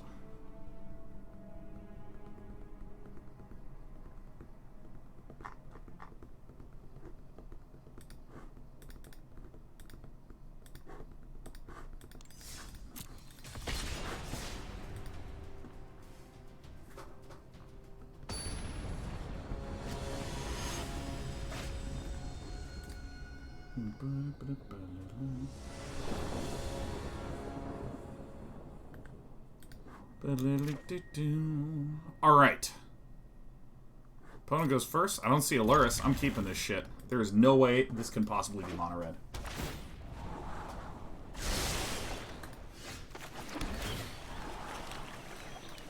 I got it all worked out. How does the mythic rank function?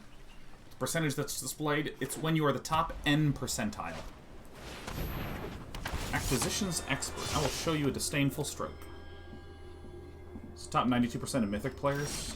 I'm pretty sure that is what that means. In other words, I'm of the opinion that isn't not what it means. I played the white land because I would rather have a white land down in case I get an untapped land. Spare supplies. Oh, hell yeah.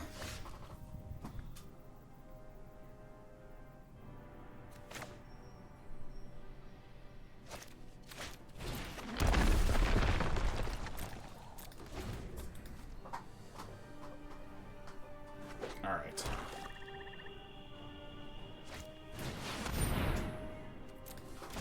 Well, it's working out great. Exile this one. And eat this one. Ooh, Sigrid is hot plasma, let me tell you. Just the hottest. Yeah, why not?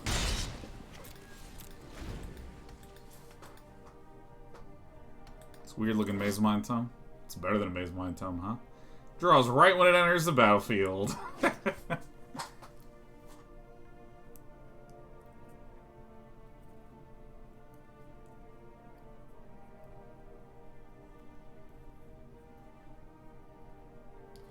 Alright, show me what you got, Phoenix 01313. Dude, Sigrid is just so sick. Absolutely Sigrid. Alright, this is certainly an issue. Each player discards. Oh. No.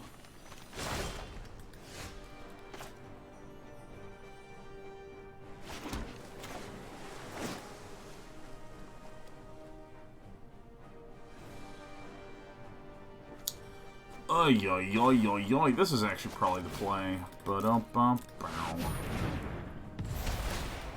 Hey, let's make some of them shards. Let's create a shard token. Dude, I love Niko Aris. Clearly now. I mean, maybe we should just cut these Cosmos Elixirs and put in a card that's actually good.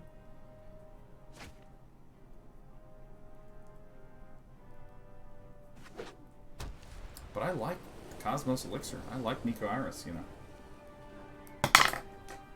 Don't you dare. I know, I never dreamed of it. I mean, sure.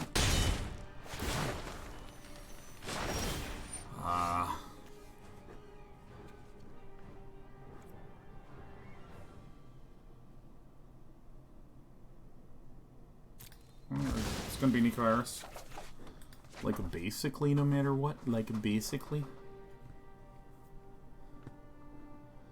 So I'm gonna do this, and then this, and I'm gonna activate this.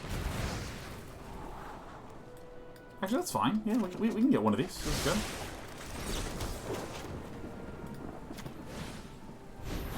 Like that. Alright, yeah. Something like this.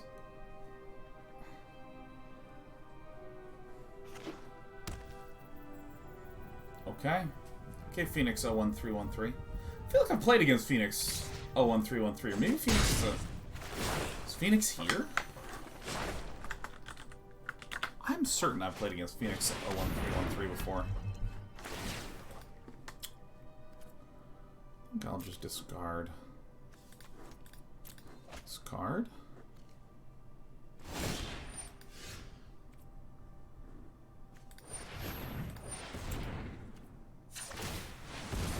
Do this.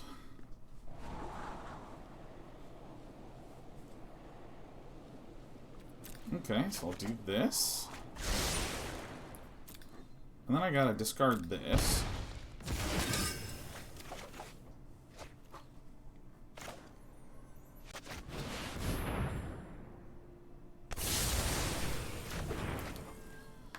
There we go. Okay.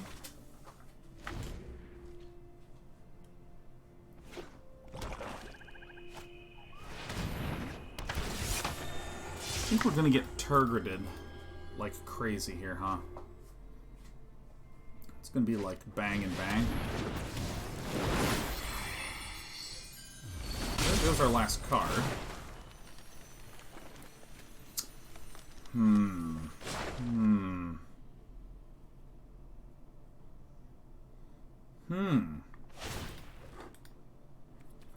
Let's sacrifice the non-land permanent that we have instead of losing the entire game. Well, let's play this and then concede.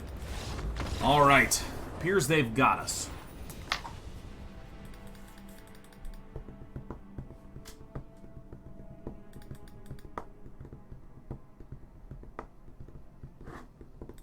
Alright, so I suspect, I have a theory. I have a working theory that we are almost there. Okay? It's crazy. It's a crazy working theory. But I think it works.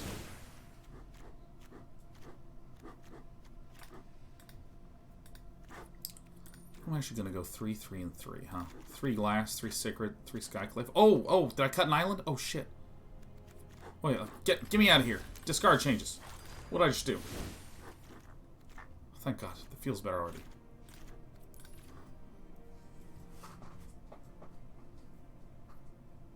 I'm worried because I'm getting pricier.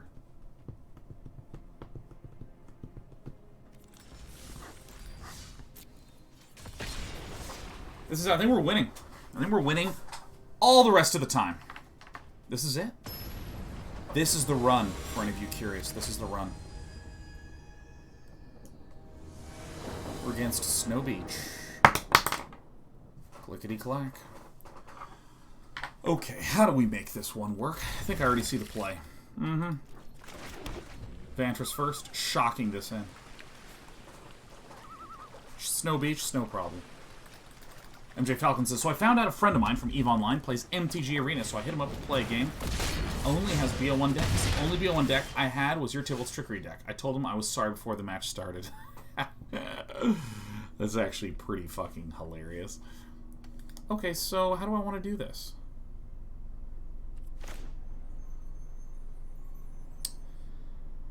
I mean, this is gonna hurt a lot, but I'm gonna do this.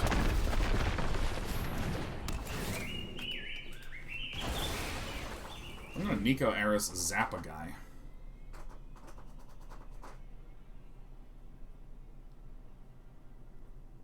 Snow Beach was clearly not prepared for that. Clearly not.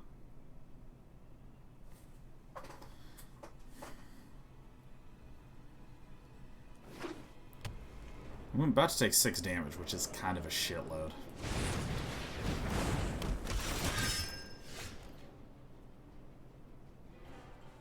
Okay. Well, this is what we're going to do. We're going to do this, and then we're going to play this, because I'd rather not shock in something and take 3 damage from the Rimrock Knight anyways.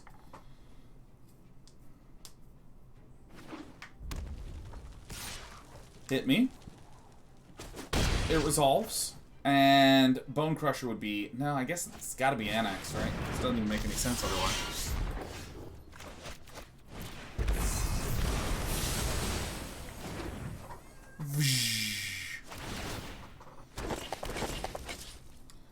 I think the mistake was actually not saving the glass casket.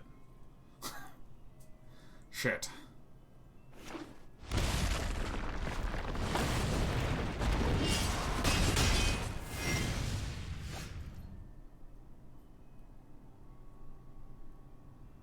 I think that's it. I think that's the video game.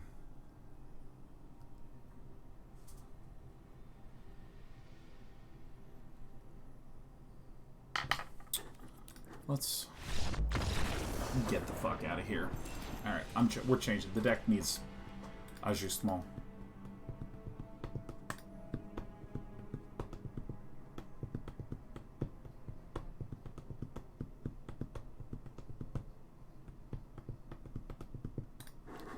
Come on, my little server. I almost want to... these are the ones that constantly feel weird to me, these saw it comings.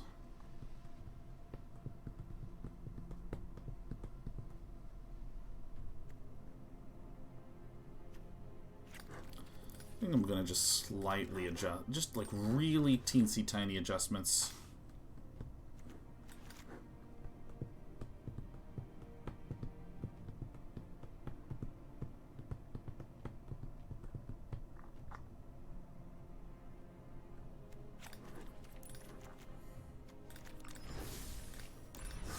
Tiny, tiny, tiny, tiny adjustments. Teeny, tiny, weeny, whiny adjustmentos.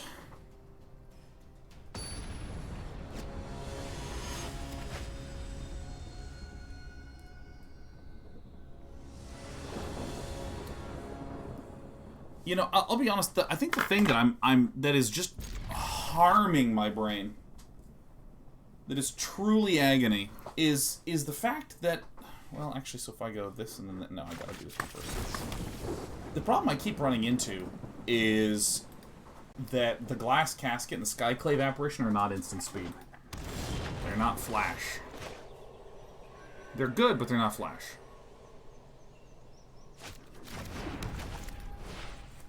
And I feel like that's an issue.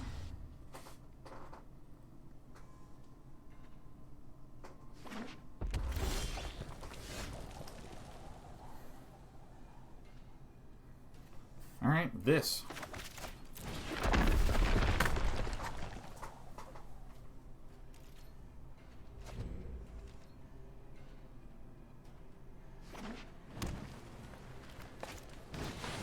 Ondu Inversion. Yuck.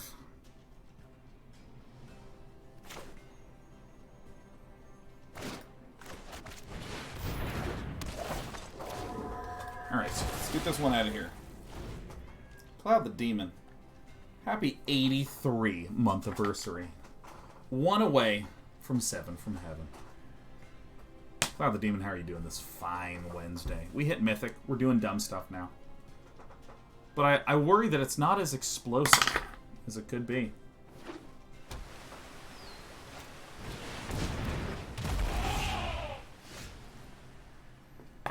Alright, do this. If the Kazandu Mammoth swings in, I block. If for some reason there is a Ember Cleave, I negate it.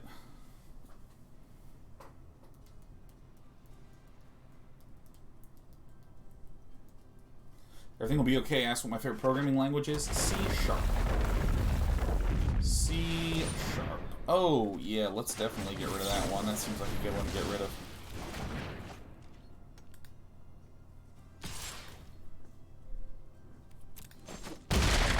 Okay, I'm playing this Cosmos Elixir, baby. We're doing it.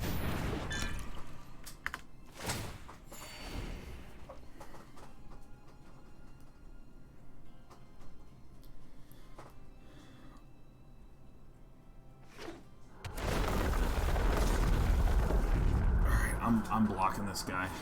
And if it's an Ember Cleave, then that's, you know, that's okay.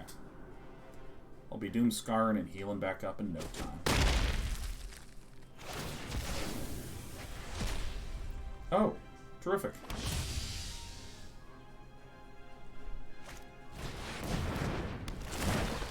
Gross.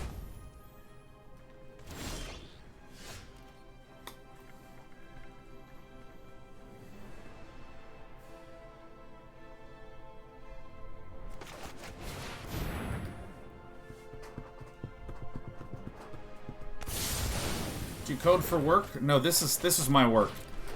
You're watching me on the job right now, Joy of Analysis.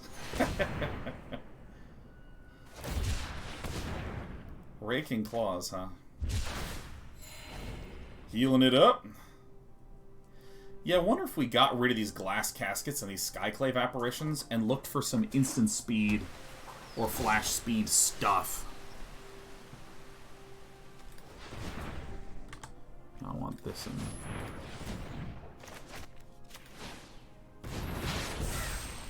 This is my natural habitat. You're seeing me as I truly am. Yeah, I mean, you know, I think to seal away, I wish I had something like seal away. I think I might actually go back on what I was saying with Essence Scatter.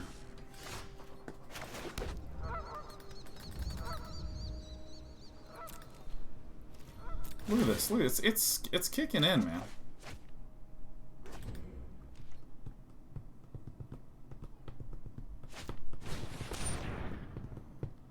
Omen of the Sun might actually be just a completely reasonable idea. That, you know, I might actually try Omen of the Sun as an interesting flash alternative to these dumbass Skyclave apparition ass garbage ass.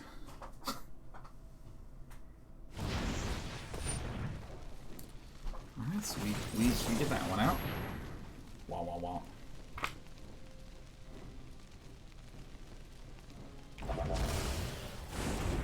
Wah wah wah wah wah.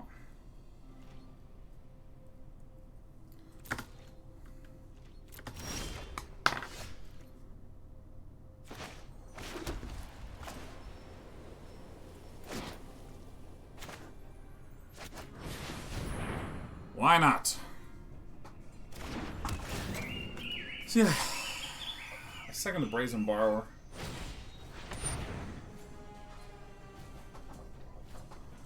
No, I think I do want it out. Maybe like Brazen Borrowers and Omens of the Sun.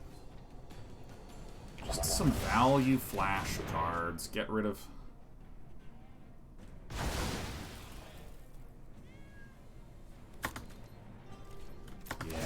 Yeah, that, you know what, that actually seems pretty sensible. That actually seems pretty cool.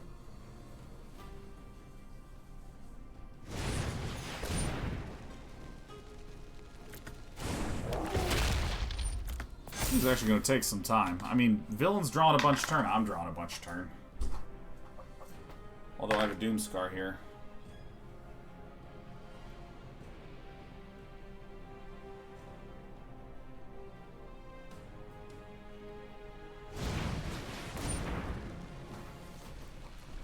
Alright, everyone's coming to town. Alright, okay, yep.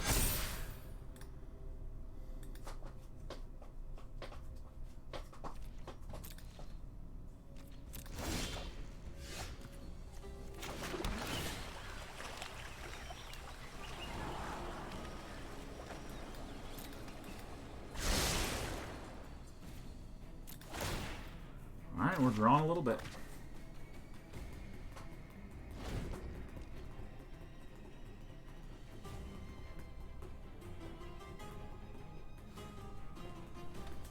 Yeah, I actually wonder if we had no Essence Scatters at all, and we instead ran Brazen Borrowers,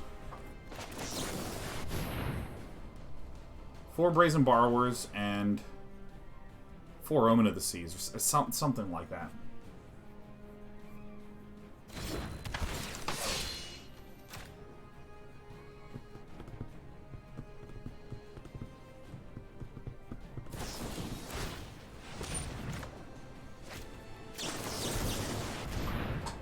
Get it out.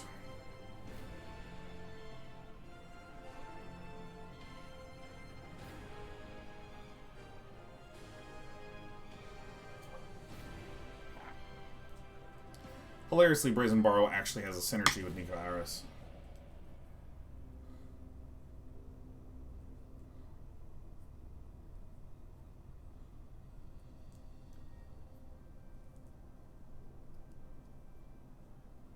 I don't think we need Omen of the Sun. I think just like...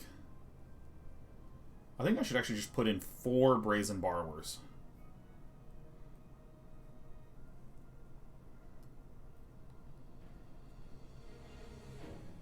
Four Brazen Borrowers, 2 Essence Scatters, things like this. Just always do things at instant speed.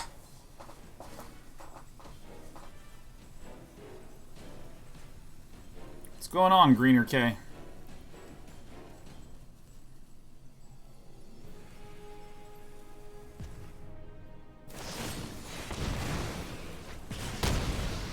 Whoa! Alright, I'll take damage. I'll take it. You've done it.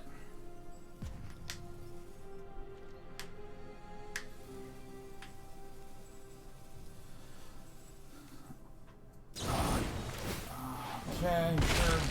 Take some damage. We're gonna take some damage. We're taking a lot of damage.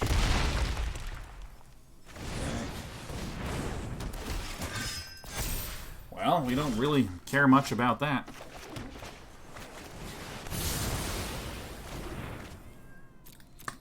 Yeah, I should just be a fully instant speed deck, huh? Yeah, it's challenging to compare Emeria's Call to Starnheim Unleashed because Emeria's Call... I'm actually going to concede this because I don't care that much. Emeria's Call is a land. Makes it substantially better than Starnheim. And substantially different.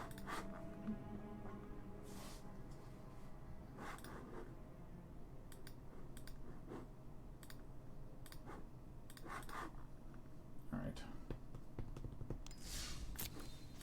Alright, decks. Let's get more flash components in here. This is... No. No. And then we go... Yes, and then we go Brazen. Yeah. And this is a 2. And then we go back to the Essence Scatter. This one is the cool one. And then we go over to here, and we cut this. We put in this, and we stop.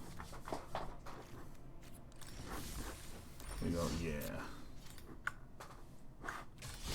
Alright, we're never losing again. That's it.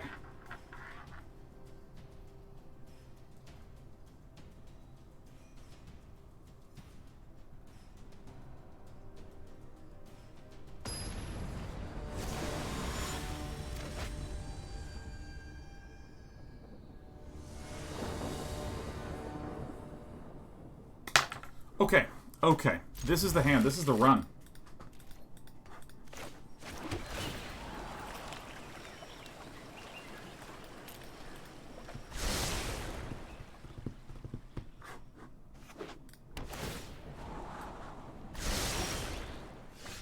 Okay, I'm zoning out a little bit, but I'm back. I'm back. Oh my god, Brian Kibler just raided us today. This has been a raidful day. This is insane. Savis and Kibler raiding us. My god, Brian Kibler, how on earth in the fuck are you doing? Such Brian, much raid. Wow. Just for you, Brian, I'm gonna play this Jwari Disruption, and we're gonna get our jank Cosmos Elixir deck working. Woo! Sucks to see ignored the British raid. What? When did you raid? Oh my god, Sakriel raided, and Savitz raided. When did you raid? Oh my god, Chris, when did you raid? My god, my little heart's the pitter-patter pounding. About 60 seconds ago. What? Probably Twitch not relaying it. Dude, raids and hosts keep not working for me. They keep not functioning. Never mind my resub. Oof. Oh my god, Sakriel.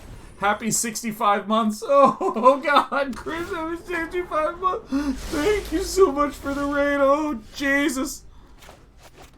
If this gets countered, it's my fault. And no one else's. I'm the best player here.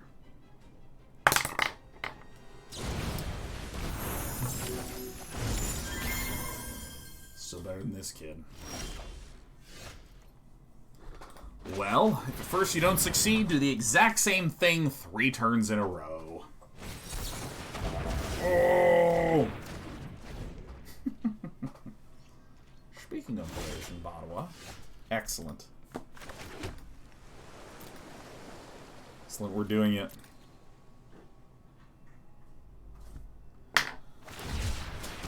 Shark Typhoon. Forget the Galgamax.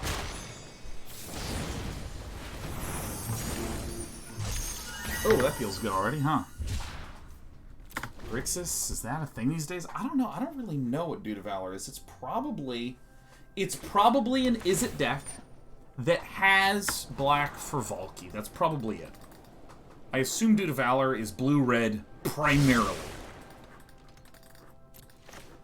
But since we're on the topic of saying hi to human beings, hey Brian. Brian Killer, hope you had a wonderful day. And Sacriel, who's literally in the chat right now. How are you doing, Sack?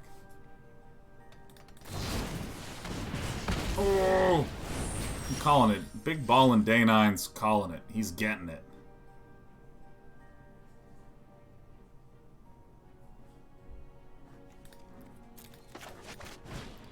See no reason not to just exit this to this shit.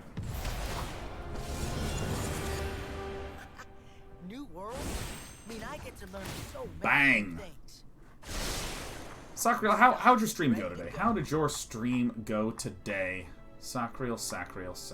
I hope you have a grandy dandy happy day. Hippo, hip hooray. Alright, watch this. Eat? Are you ready? Are you ready That's new for for me. this? That's getting played. Boom!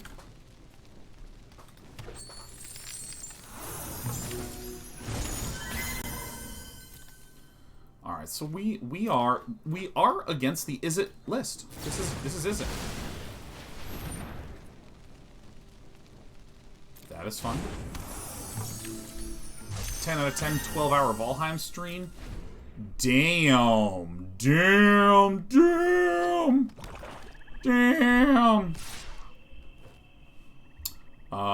Really? Is that? Okay. Well, if Villain doesn't want to play the Goldspan Dragon, 1, 2, 3, 4, 5, 6, 7.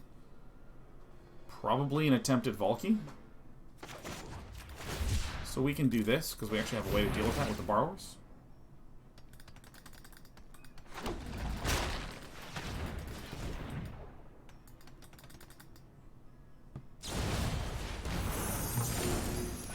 Whoa. Okay.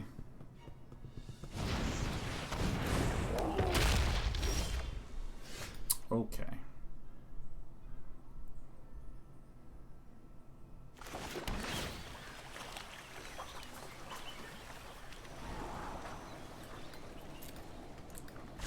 I'm not 100% sure what I really want here. What I really want. Because this is a good amount of damage coming in.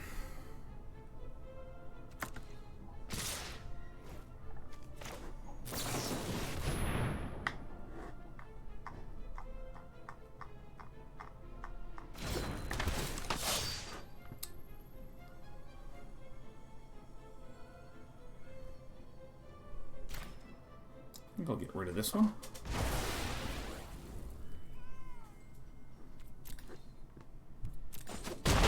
Ouch.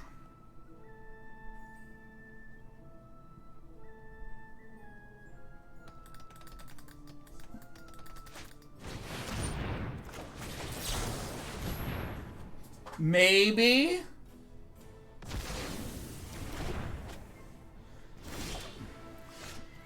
Yeah, dude, Sacriel, I tuned in a little while earlier and saw you. Cross fingers, hope to die, etc. I tuned in a little earlier and was watching you hunt a sea serpent on the open seas, and it freaked me right the hell out. I can feel my brain actually starting to slow just a wee bit. Feel my brain just gently toning down for the start. Let's see. Yeah, I am unbelievably curious. Oh shit, a new game. Yeah, I don't think I beat that. X equals 0. I'm really curious about Creation can be undone. bounce this dum-dum. Yes. I'm really curious about procedural generation done really, really well. Because I feel like the big issue with procedural generation is the pizza topping problem. You can add more toppings, but, you know, if each bite is basically the same. Then you have fucked up! Ah! Brazen Borrower's coming. Let's come back here. What have we missed? Aglavale says, do you see that Paramount is opening a small studio/division to expand the world of Avatar: The Last Airbender? Oh, that's interesting. I mean, I'm obviously concerned because there was the Avatar TV series on Netflix that the original creators were part of, and then were no longer part of. And I don't really know what to think about those things. What is a man to think?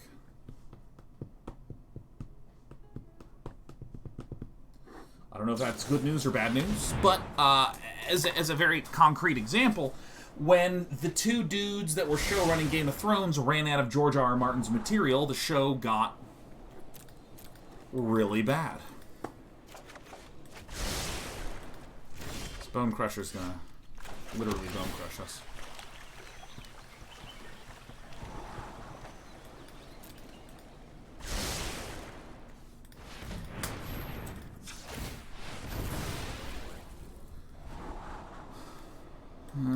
So when I think about something like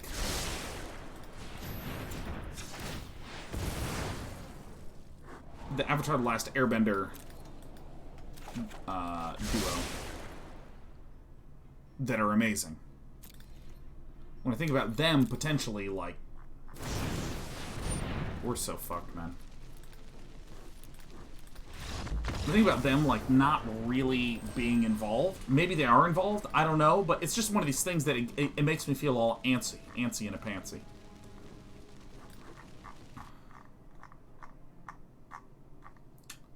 Kaldheim 1701 says, serious question. What does it feel like to have been named top 30 under 30? Very close to like nothing at all. I mean, it's...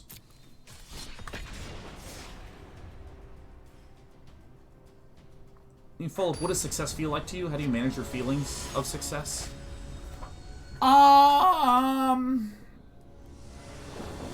There's a thing about awards where, like,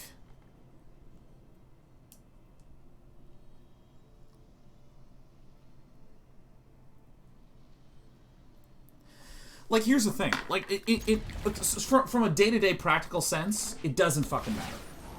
Like, literally zero in a day-to-day sense. It will not allow me to do anything I could not previously do. If I was insecure about something before the award, I will be insecure about the same thing after the award. What is the... Oh, yeah. Wolf? Oh my god, is it a dog deck? And we're up against a dog deck. Oh, yes. Yes. I think of it kind of like a compliment from a stranger.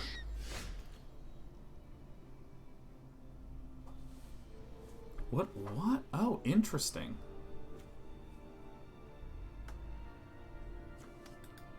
Oh, interesting. Well, Brazen Borrower deals with that shit.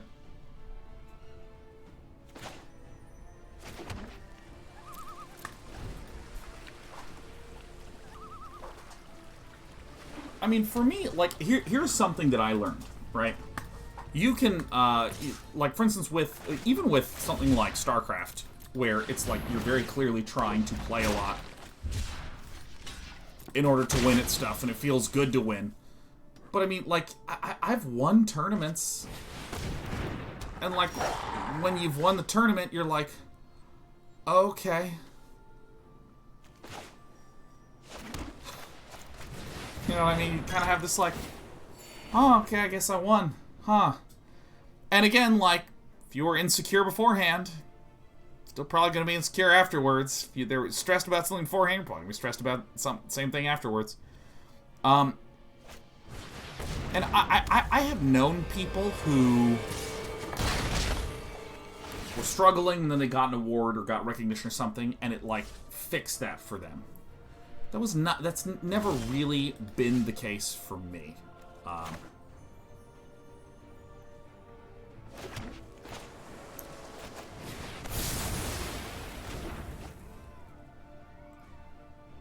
think I will... And I think that like, for me, I've learned, as I've grown older, what are the things that make me feel nice, and what are the things that don't really do much for me at all. And I think for me, they're, like, it's a lot about the process. Like, for instance, in StarCraft, I really like the feeling. Like, it's very meaningful to me in a long-term sense to struggle against a build, to figure out a solution that I think is actually really working. And so we do this, and we play this as white. I find it really, really, really satisfying to have that struggle, and then all of a sudden I solve it, and I'm like, oh, that feels so good. Oh, hell yeah.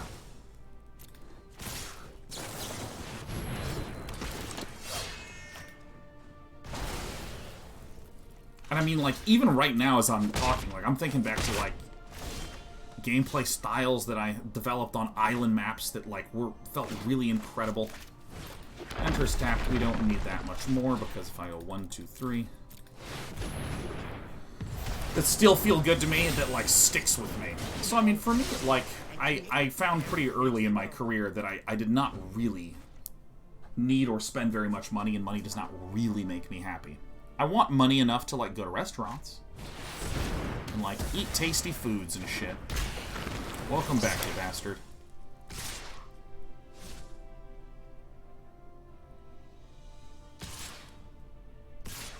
Aha. Being a hero is harder than I thought. I'd like a house, and that sort of thing's good. But I think it's like a very individual thing for each person. Like, what is the thing that you are truly craving?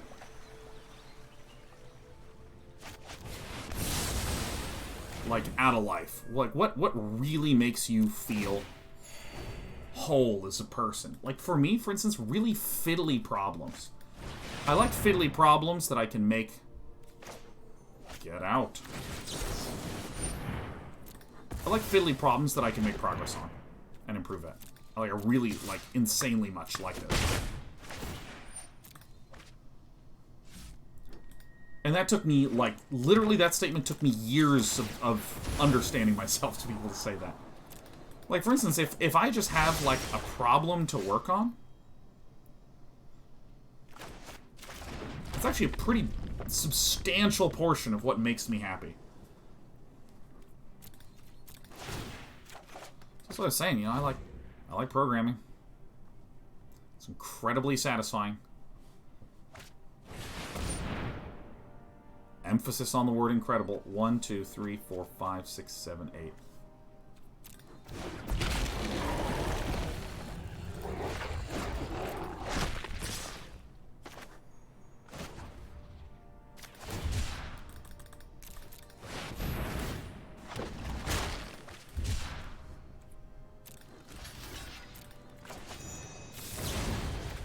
Let's get that squirrel out of there. I like having a small amount of, like, really close friendships. I like projects that I can get to the end of and be like, yeah, I did that thing. You know, but I mean, we're getting, you know, once I list those, oh shit, that's the wrong, well, whatever, it's fine.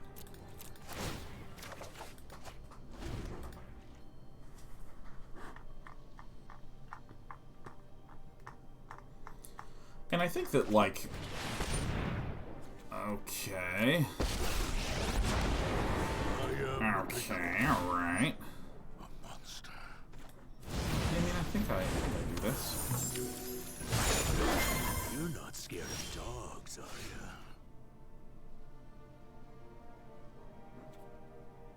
This is actually so funny, this hand. Dude, Brazen Borrowers are where it's at, man. Brazen Borrowers are exactly what we needed. Hell yeah. Hell fucking yeah. Oh my god, Brazen Borrowers. No.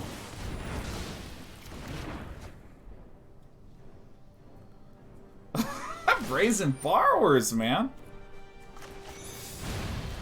Get out of there. Get the fuck out of there. Get onto the battlefield, man. Stay on the trail. Oh, this is, I mean, this is really cool. This deck is humming and thrumming. Speaking of humming and thrumming, do I hear a humming thrumming little princess named Cecilia? Is that my little brown doggy? Hi, little brown doggy. Friends in the wilds, anyway. Clicking and clacking her way in. Alright. Oh, we got another Cosmos Elixir, man. That's what I'm talking about.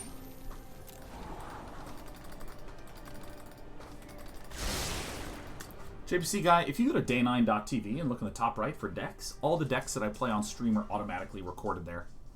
Clickety clack.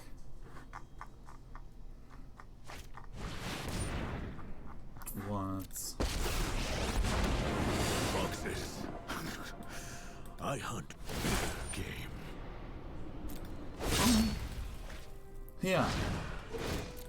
You messed with the wrong woodsman.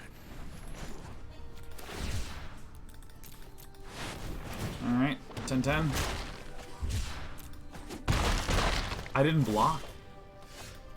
Whoopsie doopsie. Oh well.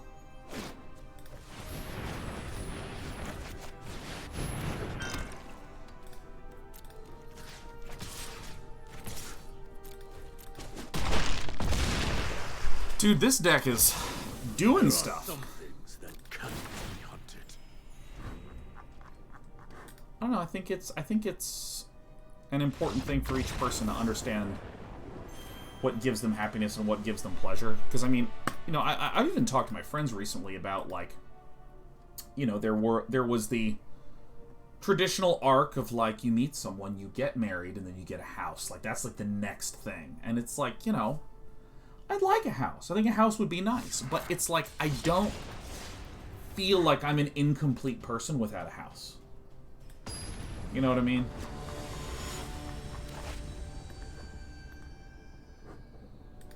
Or you're taught, like, you need to start in the mailroom and work your way up until you're the CEO of the company. I don't know if I care that... Oh my god, these hands are terrible. I'm hanging on to this hand. Get out of there, Ondu. There it is. And there it is. Or... You know, like, I remember having a conversation with a friend who was like... what was I going to say? I had a friend who was just talking about, like, yeah, you know, I kind of really like just having someone tell me what to do. Like, I have no interest in being the project leader or the project manager or the president or any of that stuff. I'm just interested. Oh, we are winning the crud out of this game.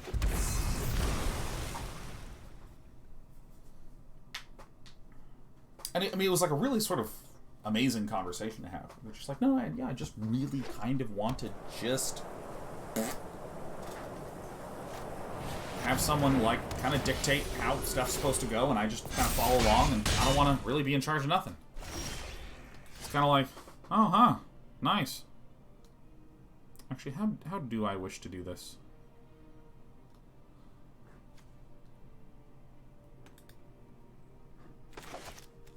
I did this in the opposite order that I wanted to, but this is fine.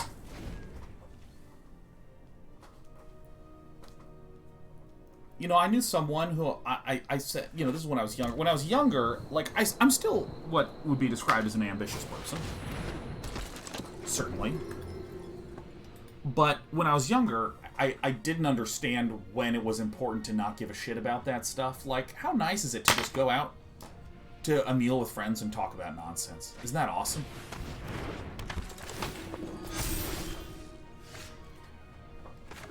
Like, kind of irrelevant stuff.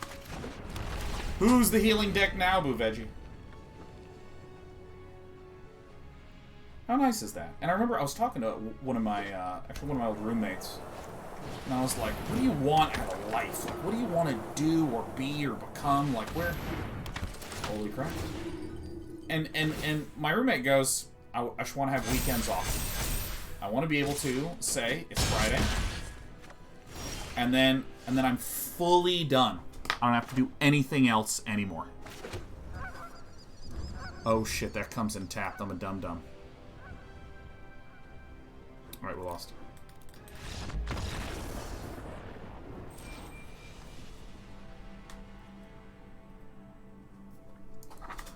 Alright, I just should have mulliganed again. And I mean, that's like, man, that's a really interesting perspective. Like, if you're done at 5 p.m. on Friday, or if you're done with work 5 p.m. on Friday, and you want to have nothing to do work-wise until like 9 a.m. on Monday, huh? Juriel says the interesting thing is that it's a very American conversation. As someone born and educated in Europe, it always seems very different. Yeah, I don't know. I feel like work-life balance has always seemed way the fuck better in Europe than in America.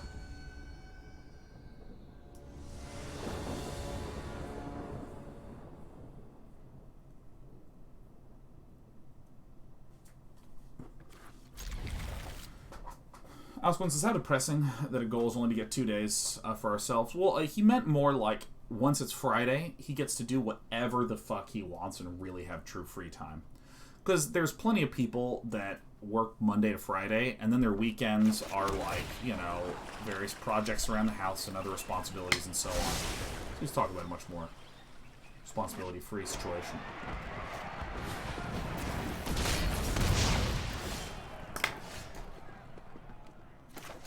I think I have to do this, right?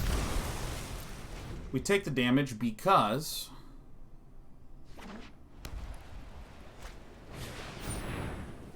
a wordy night, huh?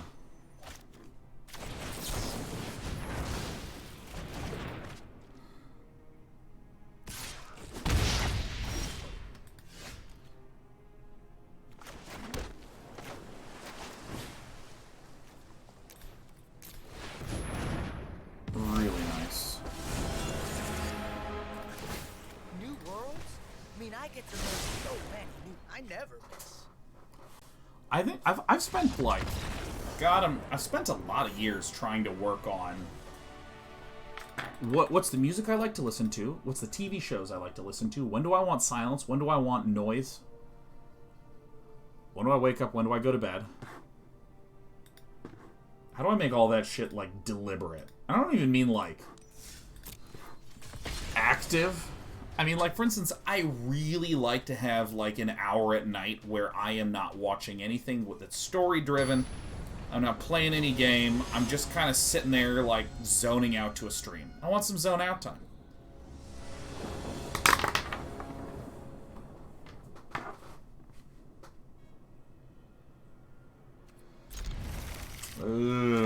I'm keeping this. This is a very thin keep since I can't cast these two. It's red.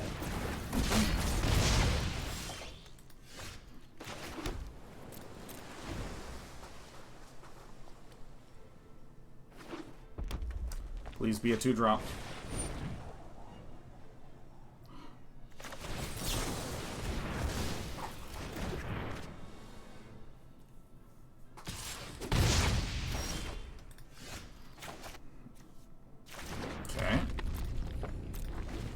So this means that there's 3 drops in hand. Otherwise, they wouldn't have kept this, which is good, because it means our Jwari Disruption is going to be value.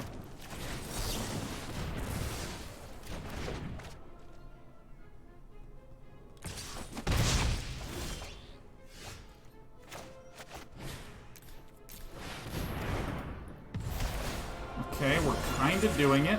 We're kind of doing it. This is kind of a thing. Right on target. Clark says I have a constant need for some kind of noise. Yeah, I like noise.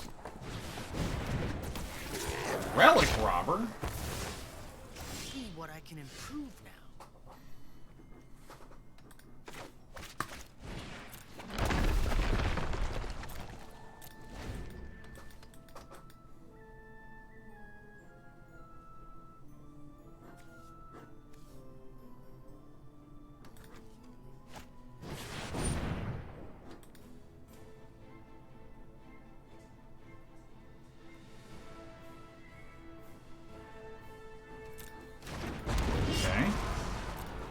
Love Relic Robber. Oh, my relics. Oh, no. Oh, God. Oh, this Brazen Borrower. There's 4 of these with Brazen Borrowers. Oh, it's so good.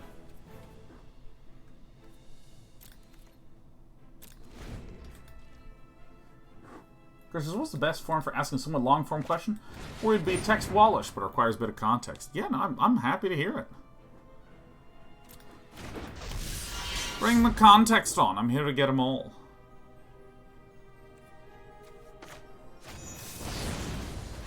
I don't know, send this one back.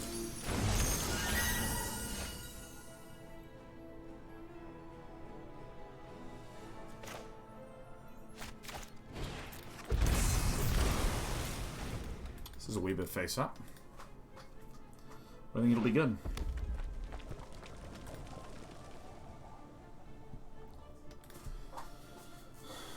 Brazen Borrower was on my trigger list along with Ugin. Yeah, it's a bit of a rough one. It's a bit of a rough one.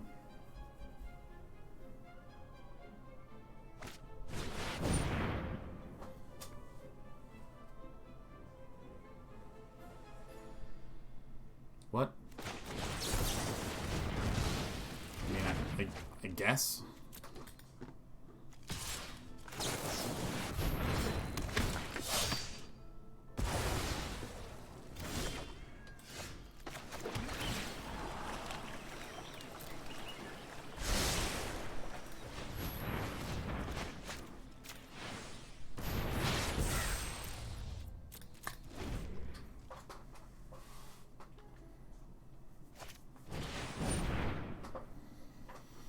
What is this person's deck? I don't even understand. It's like a I want to ping you for damage deck with Torbaran. What? There's another one? I mean, ow, I suppose. Shit, man.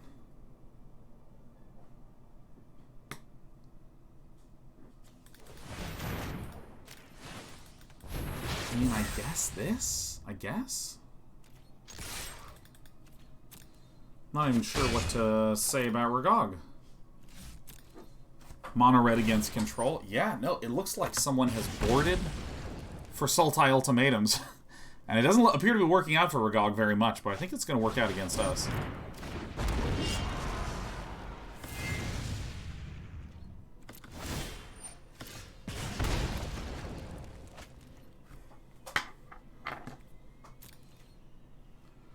I'm crazy.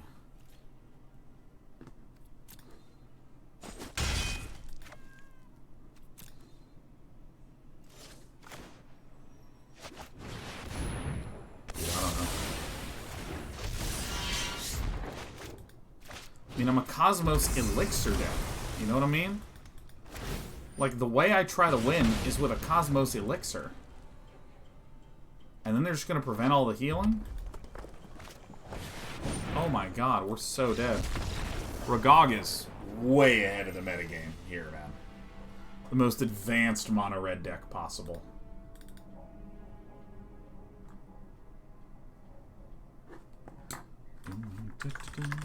Come on, I clicked past. Come on.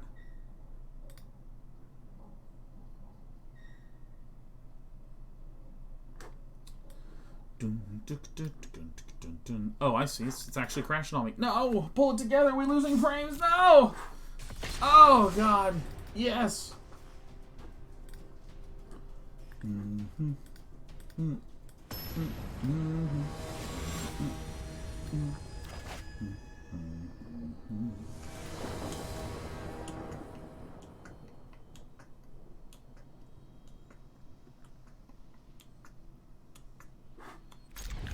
I think we're pulling it together. Yeah, this one's coming down. We're against Halfa.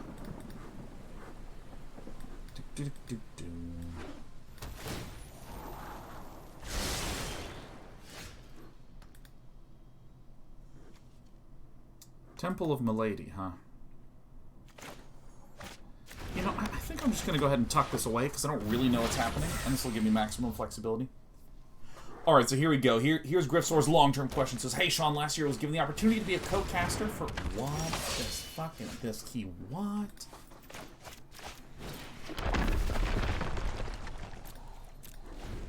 Last year I was given the opportunity to be a co-caster for my old college's League of Legends team.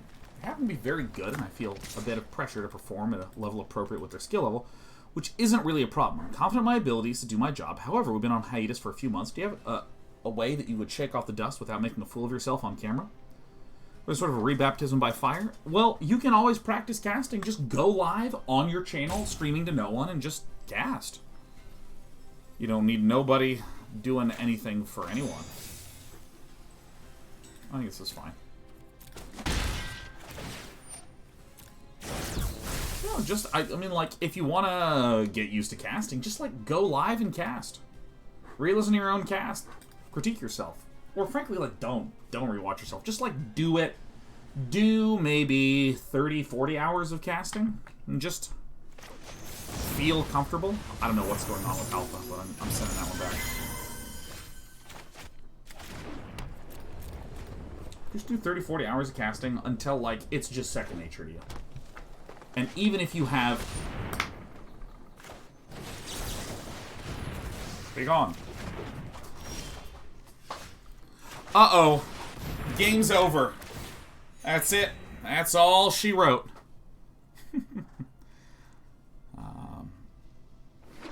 But yeah, I mean, like 80 to 90% of improving at casting is not doing anything other than just casting a bunch. That's it.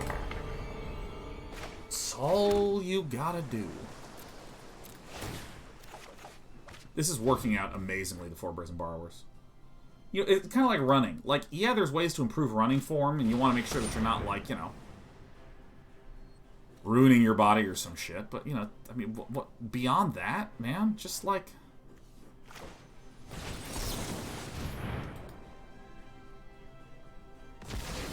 Just run a bunch, and then you'll, you know, get...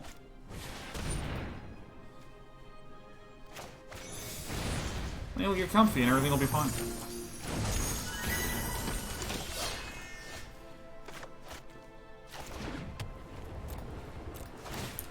Cosmos Elixir doing the business. Look at this.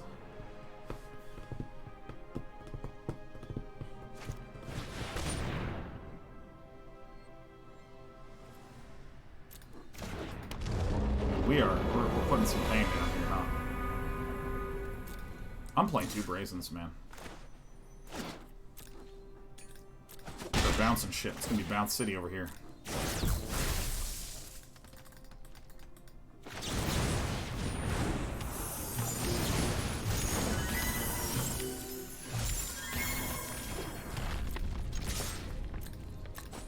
Oh, yeah. Heal me up, no problem. Come on, Sigrid, God-favored. Protection from gods. This is the god of kinship. Here we go. So yeah, that's what I would do, Swords. I'd just do it, man. I would just start doing it a lot.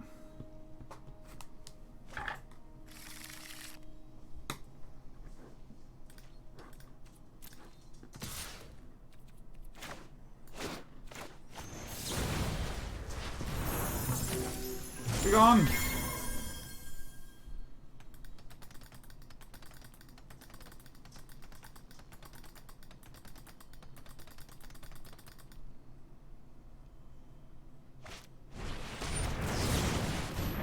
I mean, this is incredible.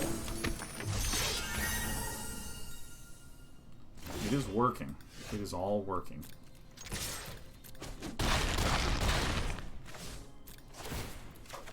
Oh my god, it's just so good! It's just so good!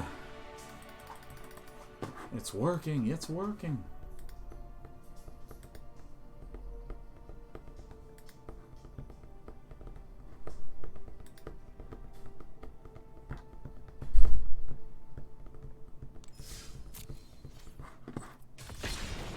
Play. Oh yeah. Oh yeah. So question. Y'all never had to work again. What would you do with your time? If you never had to work again, what would you do? What would you do with your time?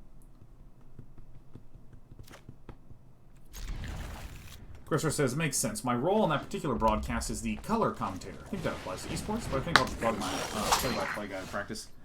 Yeah, I mean, the truth is, I don't know a single person in all of esports that has ever thought about the play-by-play versus the color comparison or so-and-so. Both people need to be able to do both. This comes from an era of broadcasting where the assessment was, oh, well, we're going to have someone who's cool on camera and someone who is not cool at all on camera, but who knows what the fuck they're talking about.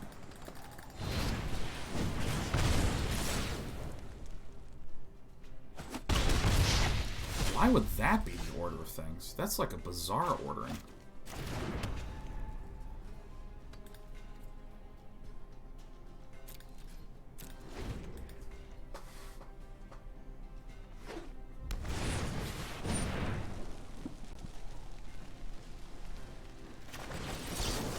I guess I have to do this now. I'm not super happy with this line.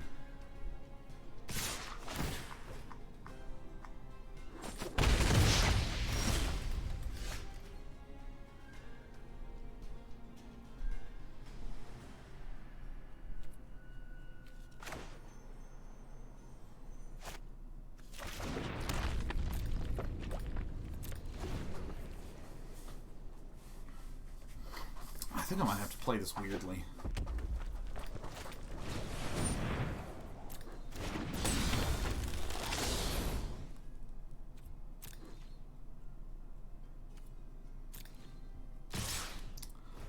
This is a bit of an issue.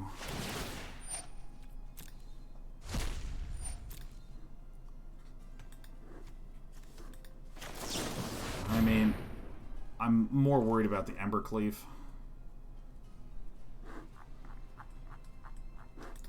I made one mistake on one turn, and that's roasting me.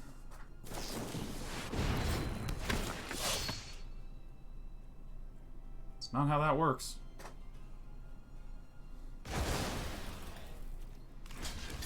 Good. Alright. Let's get some elixir going, baby.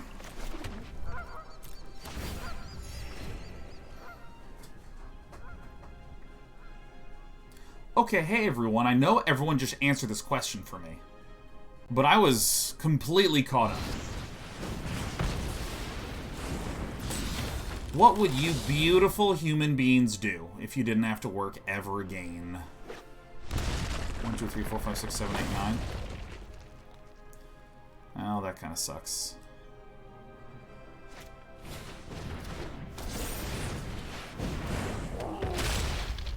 Alright.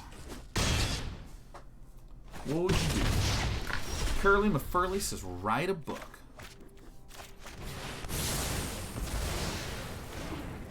I can't believe we might actually win this one. WX Zax says, I would coach kids more.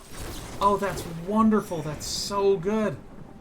Elifax has opened a big ranch to rescue dogs. Now I would write some science fiction, man. Fuck yeah.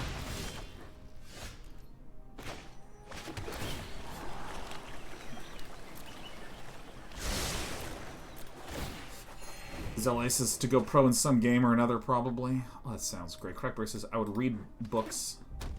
Read the books Chad is writing. Fuck yeah.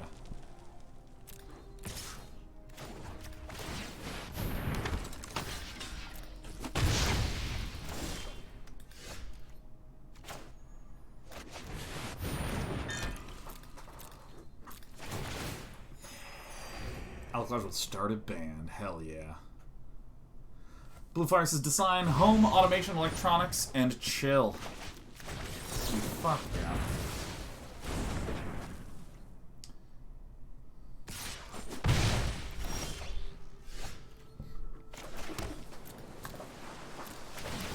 Bing bong.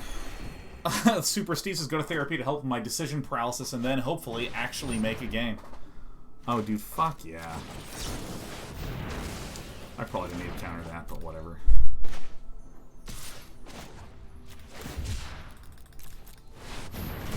Tell me about this decision paralysis. I assume exists with respect to the gaming.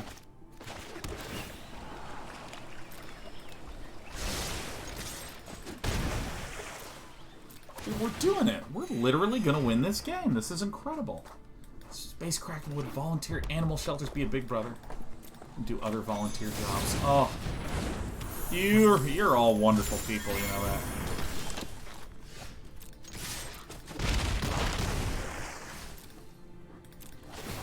And now we can maybe win next turn.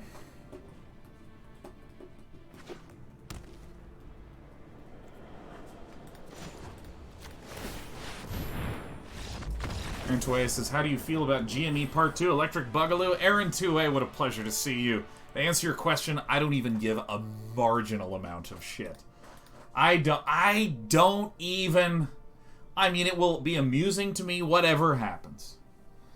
But I have a job, so I will mostly be doing that. Fog City Batman! Fog City Batman! Says, I've been addicted to your YouTube channel and had to pop to Twitch to subscribe just for the crab emote. Hey, Fog City Batman. Absolutely. Look at this. Look at that. Look at the crab. Oh yeah. Oh yeah. If you sub the Day Night TV, you get that crab emote. Memes are back for a week. Yeah, I mean the memes are actually very, very funny. I have a shitload of untapped lands, don't I? So Jwari, Ondu, Emeria, Sigrid. Fuck yeah, man. Yeah. Dragonscar said, I would do counseling for free to anyone. Yeah, man, I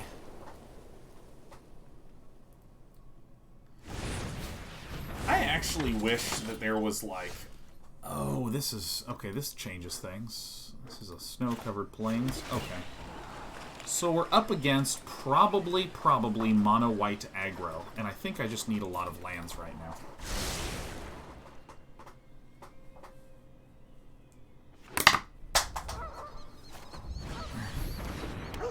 Shellflesh Savior.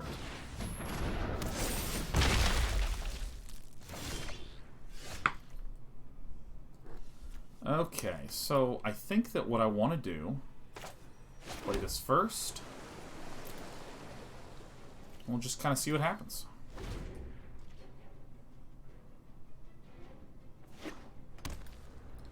Mall of Skyclaves is a bit of an issue.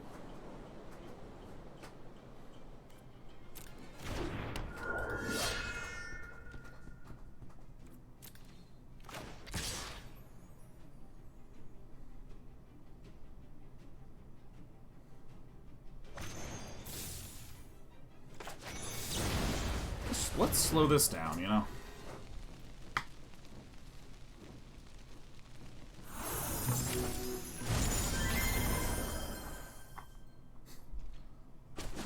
Aaron 2A says, oh yeah, and if we talked about Anthem ceasing production, the word is an Anthem subreddit is at least, the word in the Anthem subreddit is at least it lasted longer than Avengers. Oh yeah, it completely, totally, fully, absolutely detonated.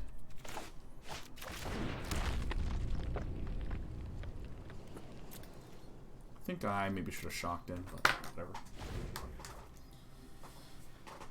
And I mean, it's like on one hand sad, but it's also like on the other hand like... Okay, that's why you only run one of those in that deck. Yeah, come on, man. Come on. Oh, my turn will have been in waste. Okay, it all resolves, it all resolves. Oh shit, that's the whole turn? Oh man, that is too funny. Alright, let's do this one.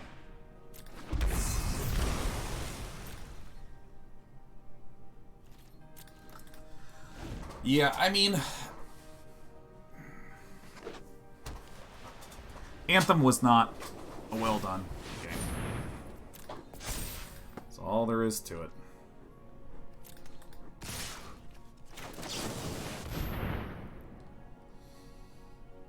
All there is to it.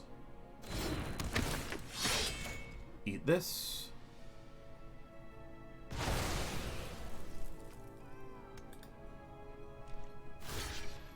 Devour this. Guaranteeing that it does not stick around another turn.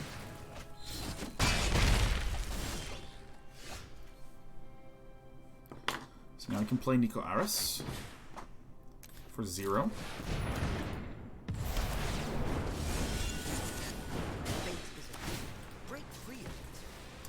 I fucking love Niko Aris. What a perfect throw looks like. Our deck is really singing. It's really... This stupid-ass deck is really singing. Yeah, I mean, like, I'm sort of fascinated by this question of, like, how do you make a good game? How does that whole thing work? It looks like we're going to be losing Niko Aris, but that's okay. Like, how do you make a good game?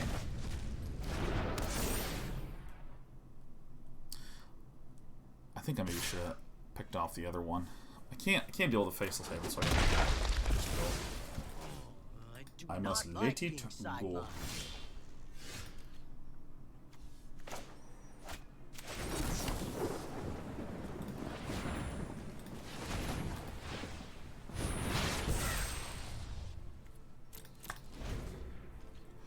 Because, like, okay, so there's this kind of interesting thing with games where, like, imagine you're a publisher.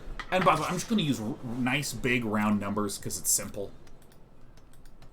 Do not quote me on the stuff I'm about to say. Is like, oh, fucking Day 9 revealed the exact numbers of things. Ah! Day 9, ah! Don't do that, please. I insist. Sword of the Realms? No, I don't want to deal with that one at all. But, like, let's imagine you're a publisher and, like, 100 people pitch to you. Please develop our game.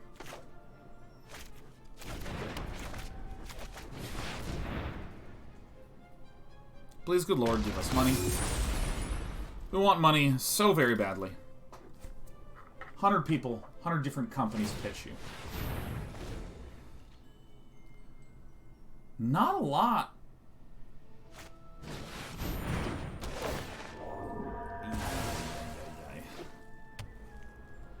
Not a lot of those companies that I just mentioned have, like, completed working prototypes. So, like, imagine for a moment that you and your buddies work at a large company. Got some engineers and artists who are friends. So this will draw me 2 cards, is that right?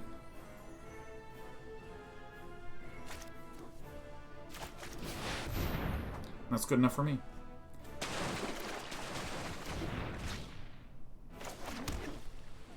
You and your buddies are there, and you want to start working on your game. So, you know, what do you do? Is this death? I don't think this is death, but this is a near-death experience, for sure. By the way, the move is... Oh, yep, there is lethal. If you can see it. If you can see it. The move is for our opponent to hold priority, make this a thing, attack with all 3, after attackers but before blockers, use the Giant Killer to tap this down. We'll see if they can nail that.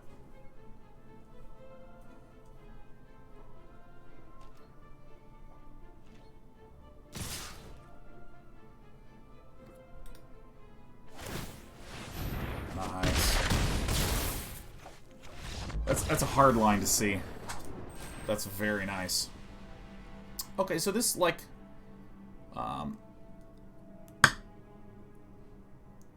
functionally speaking, a lot of people that are pitching publishers to work on their game, they want to get enough money to where they can start a studio and start focusing on working on their game in earnest. Because, like, working on a game is, like, fucking, like, very, very hard.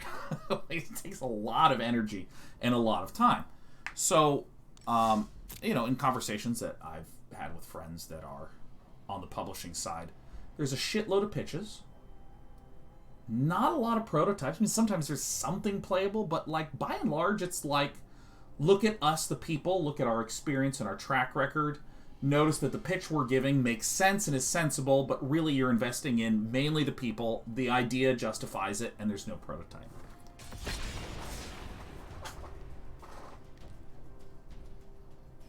And I think that's kind of interesting. Because that's, like, an interesting, like, backwards problem that you might think, like, well, why isn't it the case that people wouldn't just sit down and work on a prototype for many, many, many months or even years until it's good? And the answer is, like, well, with what time? So, you know, there has been... Russian Alice's pitching without a prototype is completely insane. It's ridiculously common. And it's not actually that insane. I guess this first. I think the biggest issue I have with this deck is the amount of tapped lands we have. Peregrine says prototyping without money seems more insane. Well, this is you're hitting on the pickle, right? Like, I mean, and if you think about like a lot of businesses, you don't have the thing done. You ask for money so you can make version 1 of the thing.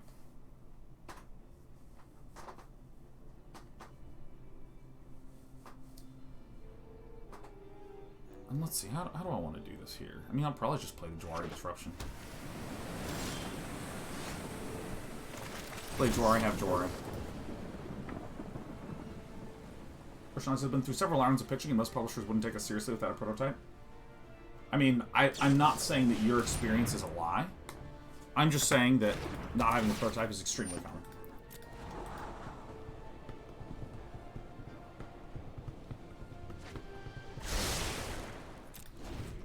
And I mean, a lot of it is, you know, being willing to speak to a team that has worked on and shipped games, and it's like the CV there that's relevant.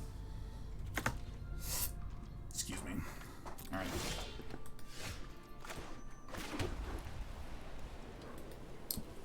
What does this say to us? Where do I think that I'm at in this game? I think I'm just gonna Niko Aris for 1. And, okay, so I'm saying all this to connect back to Anthem. Like, I'm sure many of you have heard of stories of publishers that have, or publishers or development studios that have full-on huge teams working on current existing games, and then they have tiny little groups that are doing incubation or small projects. And again, they're paying those people salaries to work in R&D and that sort of thing.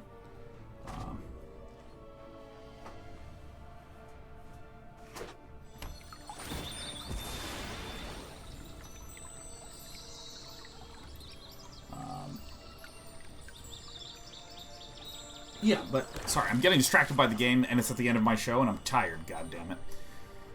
So I say all this because, you know, there's this pickle that can emerge of, like, you know, it's like a chicken and egg problem.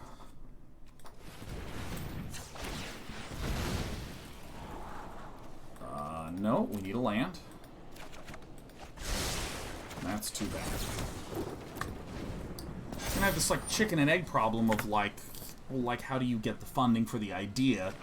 And when I say funding, I'm not talking about, like, 30 million. I'm talking just, like, a tiny amount to just develop and make a prototype that you can then, you know, green light for later phase and whatever the hell. Alright, villain's almost close to the ultimatum.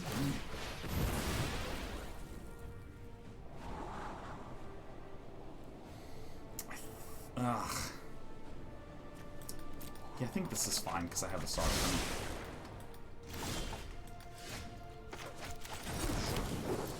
I'm gonna finish this point afterwards because I'm literally incapable. This is like a short point. I get annoyed at myself when this happens because I like hear a point and I'm like, oh, there's 5 sentences I want to say about that, and it takes me like for 15 minutes of just like re-repeating and like losing track and then like thinking of another thing and then tangenting and then coming back.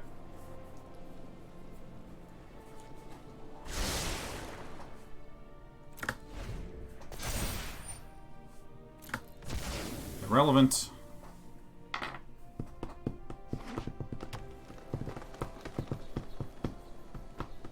Someone says Dan needs dinner and a nap. I just need to not be focusing.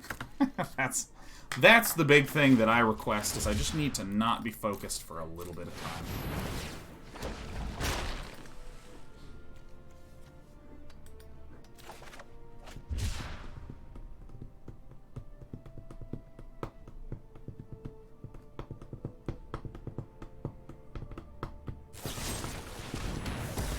It resolves, okay.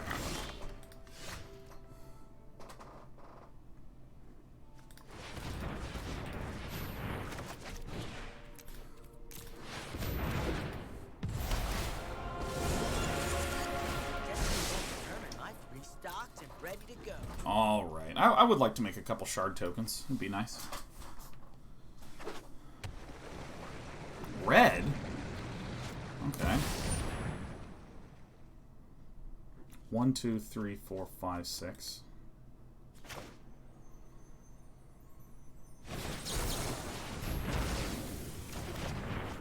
There's nothing that really scares me that's just a cool 6, but I can't just bounce or deal with on that.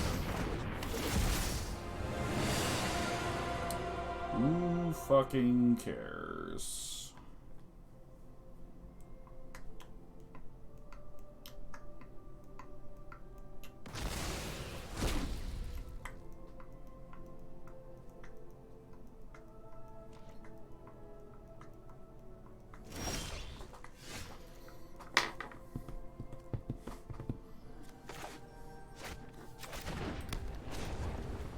Relatively straightforward turns. We have our counter spiels. We Shark Typhoon for 1. It's very, very basic.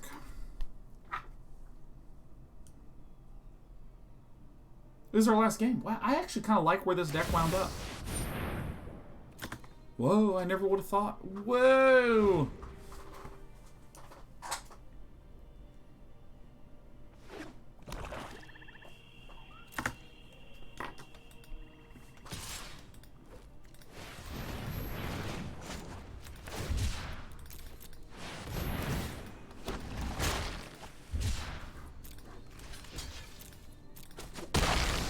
I've done it. I figured it out.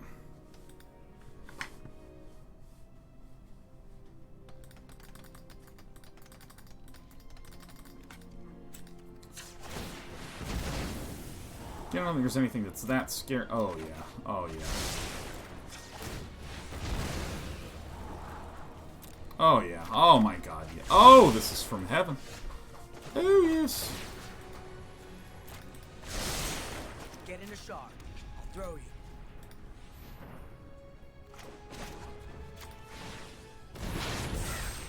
One, two, 1, 2.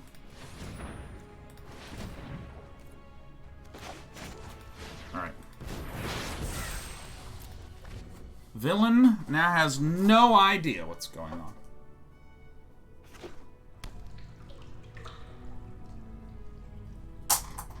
Alright. Alright, so now my opponent knows that I have 2 Saw It Cummins. So end of turn, I'm actually going to play the Brazen Borrower and begin to commence the great face bonketing of 2020. I think one thing that I need to be more willing to do is to just flash in Sigrid.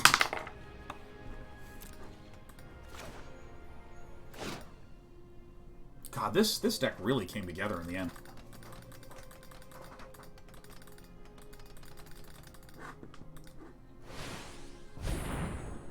Alright, Yorion is coming to town. Ta-da. Oh my goodness, love to see that. Let's create a Shark Token. Gotta prepare for the next throw.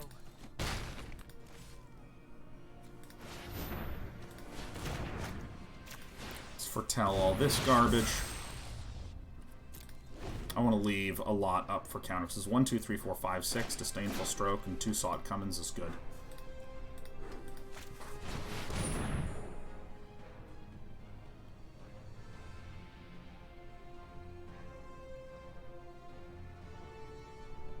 I think I want to keep this shithead.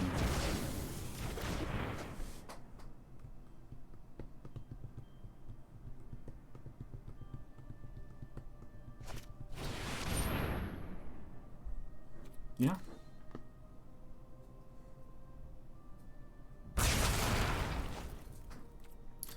Antelope.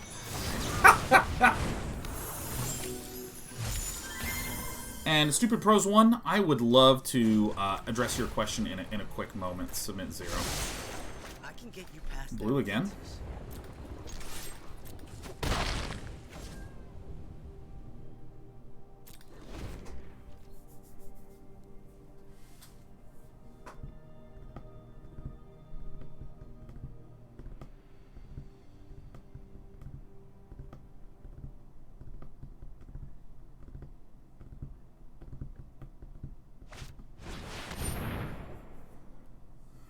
Sure.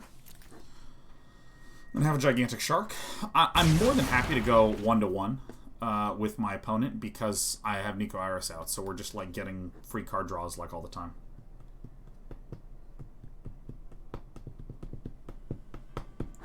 I can answer Stupid Prose's question real fast, because Stupid Prose was asking about the general idea of if I showed you a prototype, or let's say you show me a prototype and like you're looking for funding. You're looking for funding and I deny and go, oh shit, that's a great idea. I'm gonna just like, I'm gonna make that all on my own. Yeah. Isn't there a risk of that sort of thing happening? And the answer is, technically, yeah, that's a risk. Technically, yeah. Technically. But so much of what makes a game actually good is a lot of time and effort and polish. For instance, saying, hey, let's make an amazing class-based shooter, because I think Team Fortress 2 is great, but I think we can do better by having just like cool hero abilities. You can go right now and find like 10 of those that are absolute dog shit. And then, again, imagine there's no Overwatch. It doesn't exist yet. There's no... I mean, Sage Arenas is only 10. Yeah, I mean, you can find a lot of... probably way more than 10, but certainly at least 10. You can find a ton that are just like garbage. I mean, I played a lot of RTS games on this channel. There's a lot of RTS games that have the exact same description as StarCraft and look terrible. And play terribly and stink. So I think that the idea... the situations in which I think one might be really concerned about being ripped off is when there is a relatively simple idea that is so novel. Like the portal gun was just sick. I mean, that thing is just sick.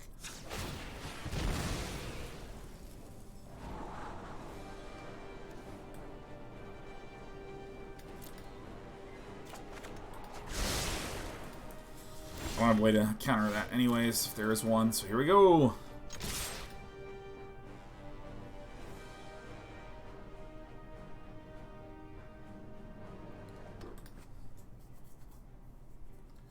And also, wait, is there a way for me to...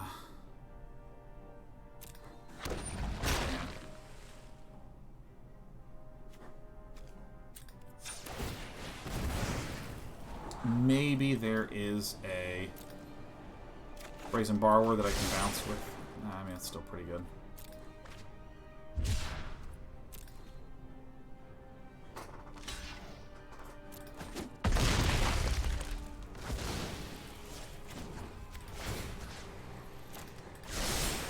Now we've got the edge.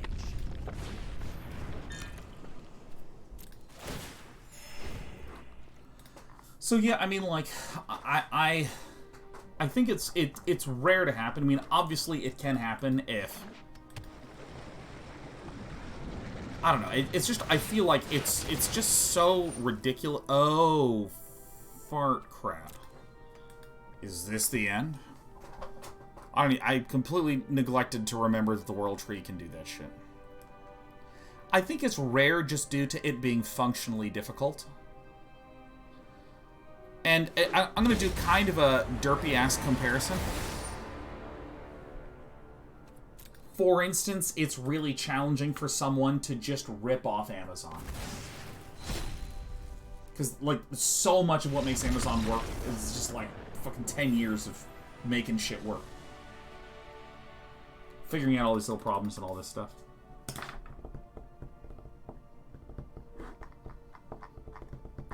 So I'm going to finish my very basic point about Anthem that's kind of like... It's kind of hilarious to me that my mind was so scattered while I was playing the game that I couldn't form thought. But by God, we're going to try it right now. So here is all the statements that I was going to make.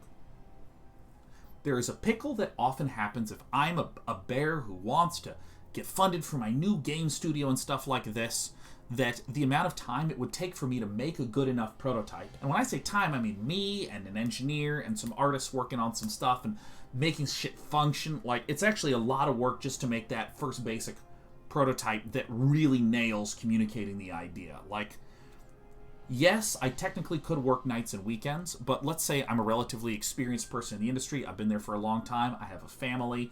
It's challenging to do, so there exists... I'm not saying prototypes don't happen. I'm instead saying that it's very common for someone to say, why don't you give me money? Me and my team, money, we're experienced, we're veterans. Just give us a small amount to work on a prototype, bang it out, and then we can share that with you later for additional funding. But here's our idea, and here's what we're going to work on, yada, yada, yada, yada, yada. So let's assume, again, that we get the money. We get the money. It's still really, really, really hard to take something that's in your head, like an idea, and then turn it into a concrete, beautiful thing. And you know what's a really great analogy for this? Let me show the Magic deck for people who don't give a shit what I'm saying. You know what's a really good analogy? How many of you can imagine how funny this joke might be, and then you say it and no one laughs? You ever had that experience? Well, imagine if it took you a year and a half of work with 5 engineers to make a joke, and you show the prototype to each other and you go, oh, that fucking sucks, right? It's like that. So, let's assume then we have this team that we get together and we're working on this prototype. What are some other ways in which this might happen? Maybe we're a big company like an EA or an Activision, and we think that this kind of game could be really cool. Like, let's assume that Hearthstone wasn't a thing. You can imagine a company going, I think a digital card game could be cool. You know, something like this. And I know I'm just playing Magic, but I use Hearthstone as a reference because that was really the first huge explosion one.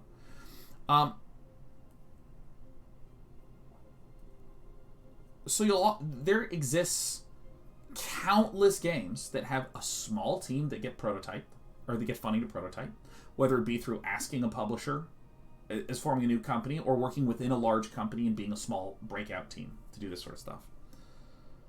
And then they work for 2-3 years and it gets canceled. I remember I saw someone that was like, take a screenshot of the first game you worked on, and also a screenshot of the last game you worked on. And the number of friends of mine that were like, canceled.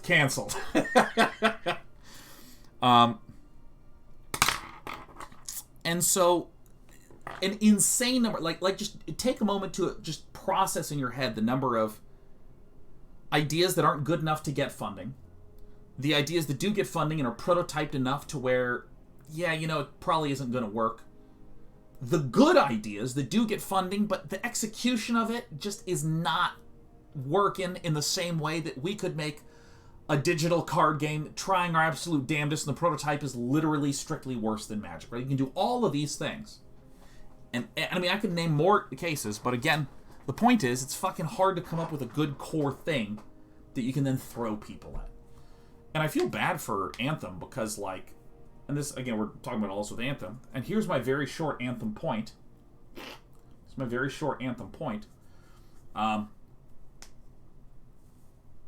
If you're a company that has a few hundred employees and it's time to work on the game, do you realize how many examples I just gave of focused teams without distraction, just trying to make the thing fun that didn't go anywhere? I cannot imagine how difficult it was to be at BioWare when you have a bunch of people that are on a project and the vision keeps changing. Because, I mean, I saw a lot of people respond to Anthem just being like, yeah, I heard they just didn't have a direction. They just lacked direction. If you have precise direction and you say, we're making this absolutely, you can wind up with dog shit, because I just gave a whole bunch of examples of how hard it is to come up with a thing. Again, how hard is it? How many times you try to come up with a joke to the person that you're in love with to make them love you back, and this joke's going to be so funny, and you say it, and they're like, ew. You're like, no, not you. It's supposed to be I love you too. So, I don't know. I feel like it was like it was a very public version of something that I know very well is extremely common in games. Extremely common to work on something. The core idea doesn't gel, and so it falls apart. It just sucks when you have, like, again, hundreds of people who are trying to figure out what their work is. Ugh. Can't even imagine. So, I mean... Oh, and also, I my understanding from the articles that Jason Schreier wrote, my understanding is that in addition to lacking a specific, here's the thing that we're making, my understanding is that there were lots of changes that constantly happened. Like most notably, we're a game where you have flying. No, we're not. We're a game where you're on the ground battling. Actually, no, we're not. We have flying. Actually, wait a minute. We'll be back, and we're not sure if we do or don't have flying. And the environment artists are just like, fuck it, I'm done. We can't redesign this shit anymore. Yeah. Can't A/B test shit like that, yeah. Alright, I'm gonna go. I don't know what I'm talking about anymore. I love you. I'm gonna see you tomorrow at 1. I'm gonna go play some Magic the Gathering again. Probably drafts.